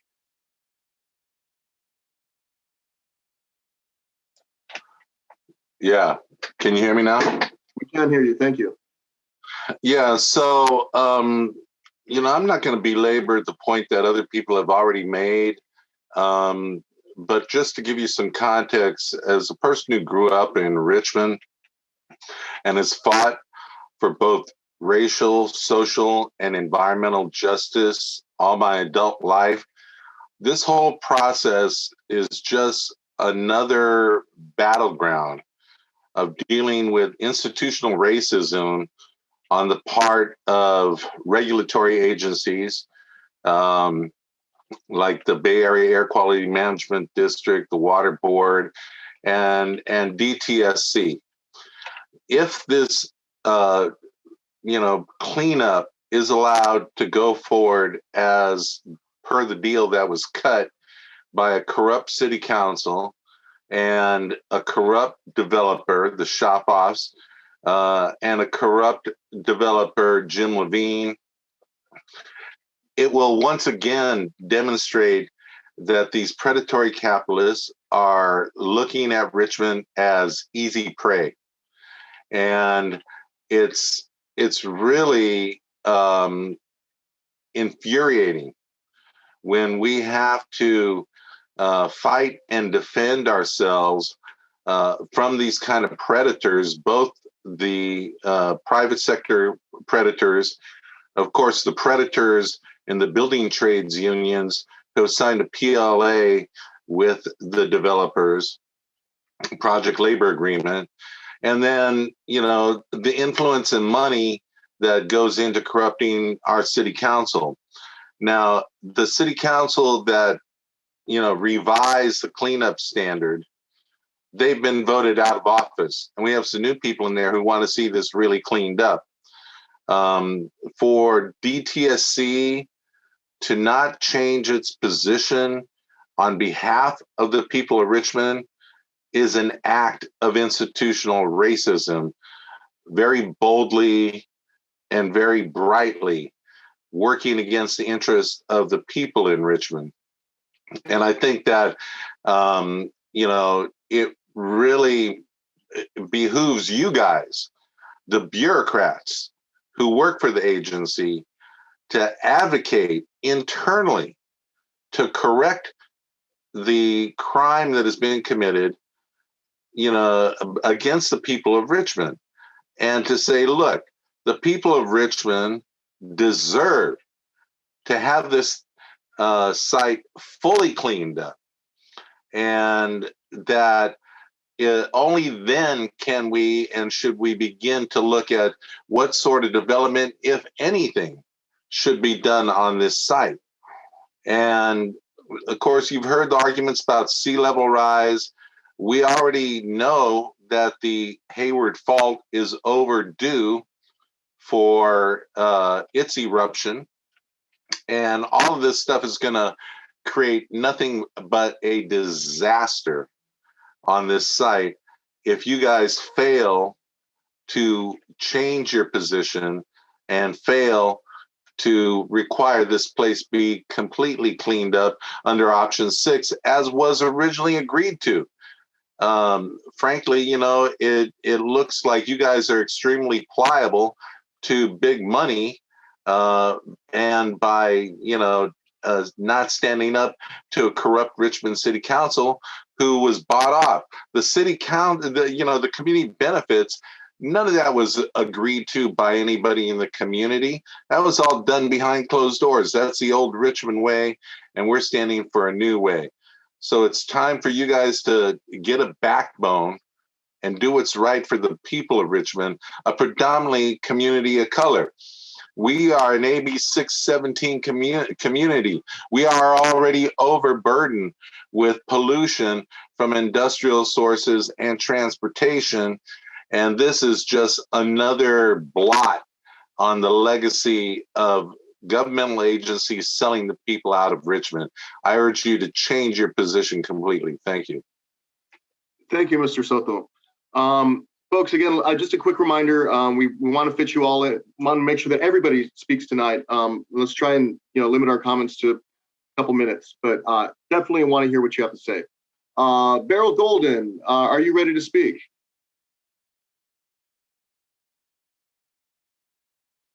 Yes, but I have trouble with my microphone. Can you hear me okay? We can hear you. Oh, okay, great. I guess I'm trying to figure out how to make this a comment and not a question, and that is, please send to us in writing exactly what Zeneca's, as the responsible parties, legal responsibilities continue to be and will continue under the PPA. Is that a comment? It's a request.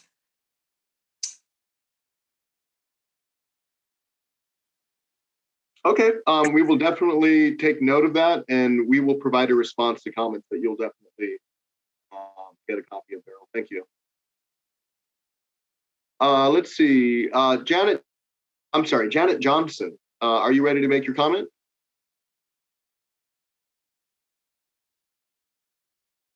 There we go.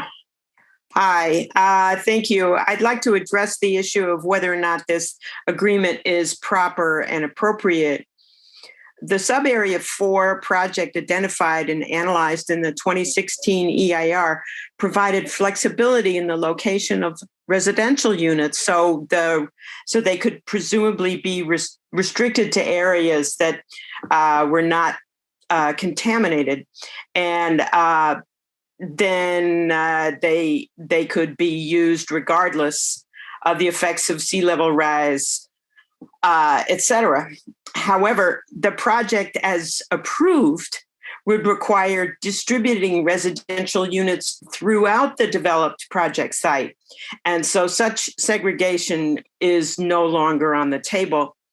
In doing so, the project, in conjunction to the already identified increased rate of sea level rise and associated future mobilization and spread of toxic materials, will expose our community to an increased risk of adverse effects. And you have seen the laundry list of the types of things, that the types of illness that is associated with these horrific chemicals. So basically, under the Public Resources Code, this constitutes a significant impact. And therefore, I would like to suggest that because the project has changed significantly from what was originally approved in the FSRAP, the PPA is neither proper nor appropriate. Thank you. Thank you, Ms. Johnson. Sherry Padgett, if you're ready to speak, it's your turn. Thank you. Can you hear me? Yes, we can. Great. I've been immersed in the details of this site for more than 18 years. And to figure out what's going on, I've had to go through a lot of self-education along with the public, reading a lot of documents on who's responsible, what the site is made of, what the remedies are, and we've come a long way in this. And today, for the first time, I've never been this I've never been at this point in this entire process. I'm confounded about how and why the state of California is considering indemnifying the prospective purchaser when Zeneca is required by DTSC's own orders to clean up to the chosen remedy. So I'm going to make now a number of other points.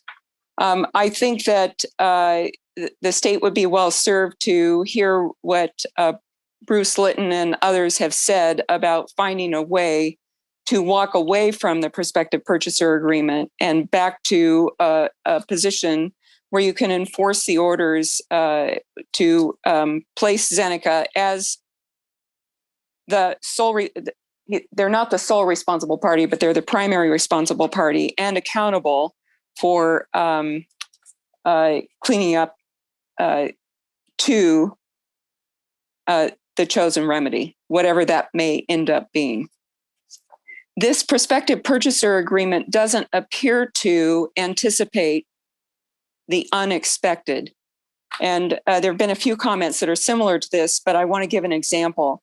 The example is that the prospective purchaser states in a separate document that the material that they plan to do construction on needs to be compacted to a certain standard. And we know that the site is made of two types of fill. The original fill that is still in place, that is down deep, really deep, and in some locations it's down 20 feet deep. And then there's another layer of material that has been dug up, mixed up, diluted, and put back in place. None of that material was was compacted to what they call building standards, where it's solid. You could actually build high rises on it.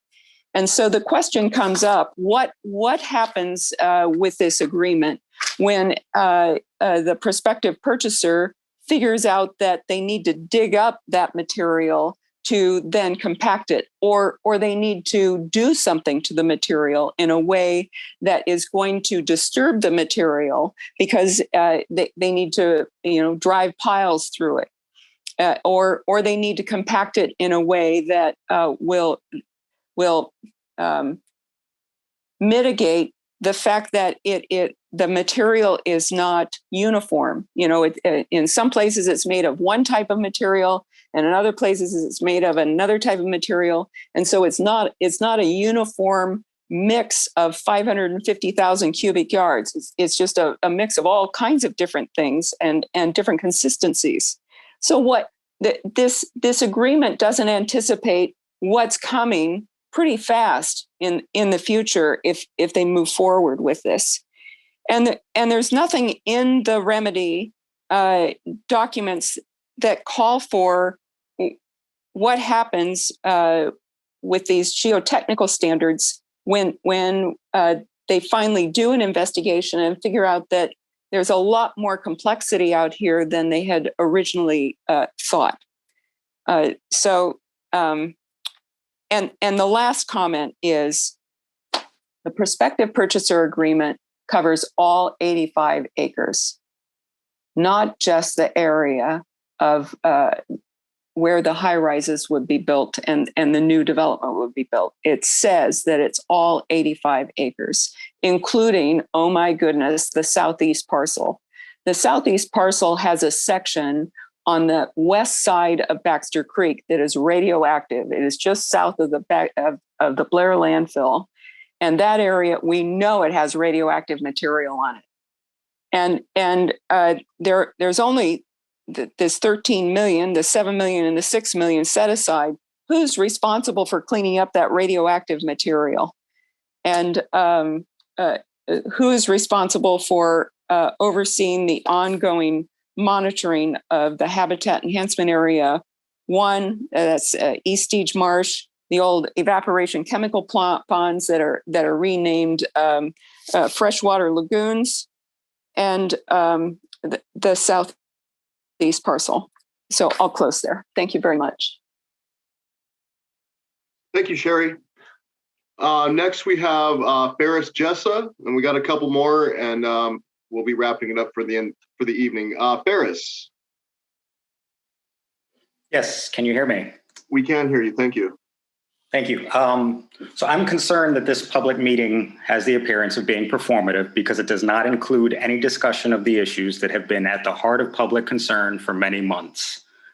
Questions asked through the CAG on behalf of the public have gone unanswered for months and remain unanswered while DTSC continues to move the process forward without regard. This public meeting makes no attempt to address any of those public concerns, but rather provides only superficial insight into who the parties to the agreement are. You've asked us to limit our discussion today to the PPA document, but you did not prepare a presentation that discusses the PPA from the perspective of the public. I thought that, at the very least, the DTSC would provide insights into why this is only a covenant not to sue, rather than a more thorough enforcement of cleanup requirements to protect the public. I'm proposing again that DTSC takes into account all of the questions that were asked both today and in the past that it has not answered, and to come back with a second public meeting with clear answers that can be shared publicly, rather than through private email responses or through documents with limited circulation. Given the significant number of residents in the thousands that utilize this impacted area in particular, and on a daily basis, that may not be immediate neighbors, I feel strongly the DTSC needs to ensure that this significant portion of the public is aware of the developments to this site and is offered the opportunity to attend a public meeting. It should not be my responsibility as an individual to ensure that the public is aware of DTSC's plans and actions. Thanks. Thank you very much, Ferris. Much appreciated. Alex Mazouet, it is your turn to make a comment when you're ready. Can you hear me? We can hear you. Thank you. Okay, great. Thank you. So, I'd like to briefly present two examples of past excavation operations in contaminated sites that are similar to the AstraZeneca site in Richmond. The first one is at Point Molares IR Site 3. The total was 140,000 cubic yard of contaminated soil excavated and hauled out in 6 non-interrupted months. Second example, the Hanford site in southeastern Washington state. It was a nuclear production facility. They were making plutonium. In 20 months, they excavated 480,000 tons of contaminated soil, loaded safely and ahead of schedule in super dump and extra large dump trucks, a total of 20,000 truckloads. Taking into account everything, tailing behavior, which means that mass extraction rate is slightly under certain conditions, all EPA mandatory pre and post excavation operations pauses due to weather and all. Excavation of 500,000 cubic yard of contaminated soil should take 5 years at the most. Therefore, it seems to me that the timeline and calculation on which DTSC was relying when it rejected Alternative 6 should be re-examined. Not only may the excavation timeline for Alternative 6 be exaggerated, but also the number of truckloads appears to be above average. So because the DTSC decision to select Alternative 3 over Alternative 6 appears to be misguided, a thorough, independently conducted re-examination of excavation hauling out of contaminated soil at the AstraZeneca site is urgently needed. The agreement between DTSC and the developer is not binding after the public comment period. So DTSC can pull out of this contract to take the necessary steps to re-examine the AstraZeneca site's cleanup options and their long-term effect. If DTSC rejects my request, it should publicly, very clearly, and in writing explain reasons why.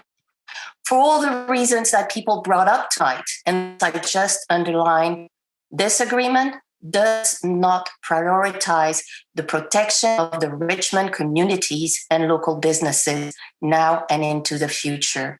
Also, this PPA does not offer any guarantee that the Richmond communities and the city of Richmond will not be held responsible for future financial and legal crises brought up by catastrophes at the AstraZeneca site. We need another PPA, one that gives the Richmond communities and the city of Richmond the assurance it truly needs. Thank you. Thank you, Alex. All right, and Karen Susag will be our last comment this evening. Karen.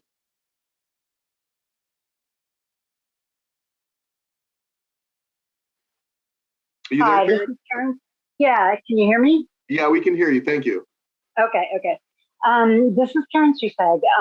I'm a Richmond resident, and I'm also on the board of Green Action for Health and Environmental Justice. And people have commented on so many reasons and concerns. And I just, since I'm last, I'll tie it in a bow, I guess. And that is that Green Action has seen a pattern of how DTSC works with communities just here in the Bay, in Treasure Island and also down in Baby Hunter's Point.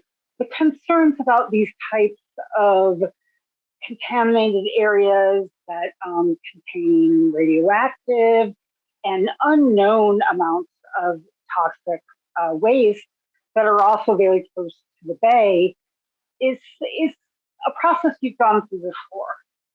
So what I would hope, after hearing everything you've heard about concerns about health, about concerns about the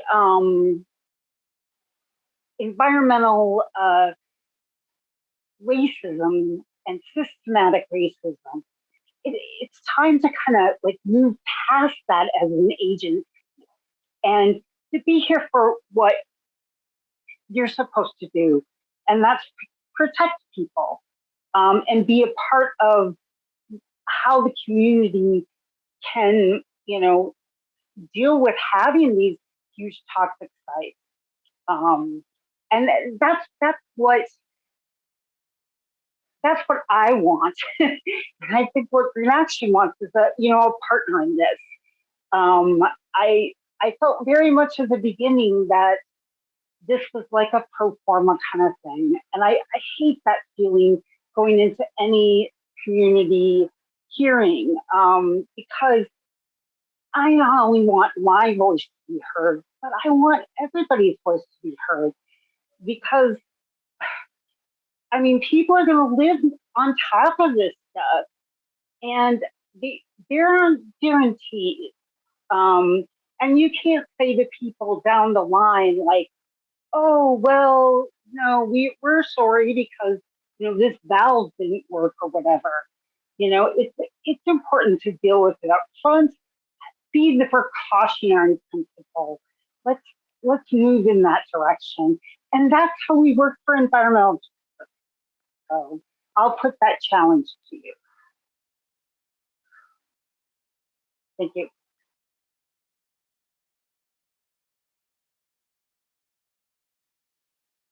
All right, thank you very much. It looks like we have one more comment from Doria Mueller-Bialshimi, and this will be our last comment for the evening. Doria, you're free to speak and make your comment when you're ready. Hi, can you hear me? Yes, Can you hear me? Yes. Hi, my name is Doria Mueller-Bialschmidt. Thank you for the opportunity to speak. I'm relatively new to this issue. I started attending the meetings back in November of last year, I guess, when things started getting reheated with the agreement made between the city and the developer. And I've gone to a lot of meetings since then. And I have to say, the Richmond Shoreline Alliance and Community Advisory Group, that many of them who have been with this issue, startlingly long, and they know it so well and they are so sincere and intelligent and insightful and everything you could possibly imagine. I don't understand why their very consistent message is just not heard. There's no profit coming towards them except for good health. I mean, it's for the health of the community, which, as you know, I think is been stated very clearly at the beginning by DTSC is the number one mandate of the DTSC. But above and beyond, I mean, there's been so many incredible comments. So I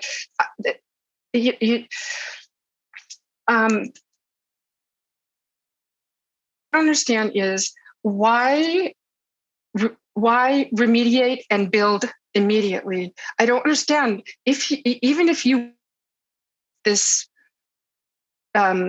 insufficient remediation that is being proposed. I do agree with the CAG on that for all the reasons that they have said over and over and over and over again. Why not postpone the building of these? If there is going to be development on top of it, why not postpone it for 5 years? Why not be sure? Why not be monitoring for many years and really be sure and by an independent agency, not by the developer or the AstraZeneca? That doesn't make any sense to me. That if you were to do that, why not just have that 5 years postponed, or 10, or for that matter, to make sure that it's safe? And then if it got to the point where this development, would DTSC require full disclosure of the toxic legacy that these people will be buying into their new homes? Will they know? Will they be told? I have a friend who just moved into the Marina Bay. She had no idea of the legacy of Marina Bay. Never heard anything about it. I'm just wondering, requisite that disclosure, so that not only are you moving into a zip code that is very clearly, according to the EnviroScreen, with a very high score as a disadvantaged, polluted, disadvantaged. They're moving onto an exquisitely, until supposedly very recently and possibly still toxic site. Anyway, those are two questions. Thank you again. I understand that the task that you've set out to, DTSC's ominous, and especially in California, especially with our history, and right choices can be made. I do not think that this. I will send a written comment about the PPA, that it's proper, nor is it appropriate. Thank you very much. Thank you very much. I appreciate your comment. We have it noted, and I also have all of your comments and questions that were left in the chat noted. I've also taken down each of your names that still had your hands raised there at the end that we were not able to reach for questions. I'm going to reach out to you individually to ask you what those questions were, see if you still have them. On that list, I have Tarnal Abbott, Sally Tobin, Walter Lindsley, Maggie Lazar, Bill Simpic. The area code 510352 number, which I believe was, let me look back here.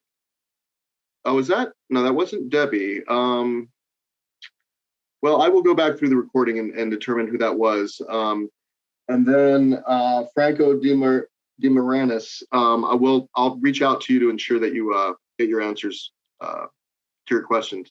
It looks like Mr. Crafton, do you have, looks like you have a question as well.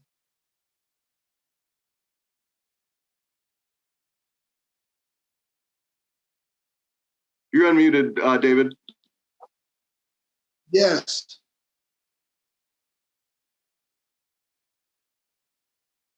Go right on ahead. Oh, I thought you said we couldn't ask any more questions. Oh, well, Okay. that's what I was saying was the people that I was reading out, the people whose name I had for questions. I'll reach out to you to see what questions you have, and we'll get back to you. But I will definitely, I also see in the chat that we've got a couple emails that have been added. I'll make sure to reach out to you as well, and all of you, and make sure that you have your questions answered. But in the meantime, please keep in mind that DTSC has extended this comment period to June 25th. So we are still accepting and welcoming any and all comments. Feel free to send them to either Ian or myself. You can also send them to Julie Pettyjohn, our branch chief. Any three of us will take your comments. I'd like to thank you all. I understand that there's some things we might not have covered, but we're going to do our best to ensure that we answer all your questions, and I will definitely take back your request for another meeting to management. But I want to thank you all for taking the time out of your evening to come and talk to us and voice your concerns, your questions. I understand this is a lot of complex information, but we at DTSC really, value your input, and I can't stress that enough. So thank you very much. Ian, was there anything you'd like to add before we dismiss ourselves for the evening?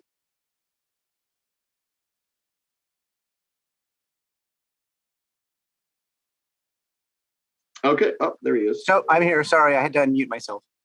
No, I wanted to thank everyone for participating. I wanted to let you know that I heard each of you, each and every one of you, and I really appreciate your coming and advocating for your community and sharing your questions, comments, concerns with us.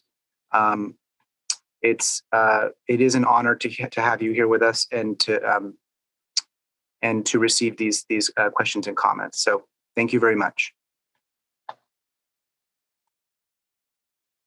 All right, folks, that concludes the meeting for this evening. Please take care of yourselves and have a good night. Thank you very much.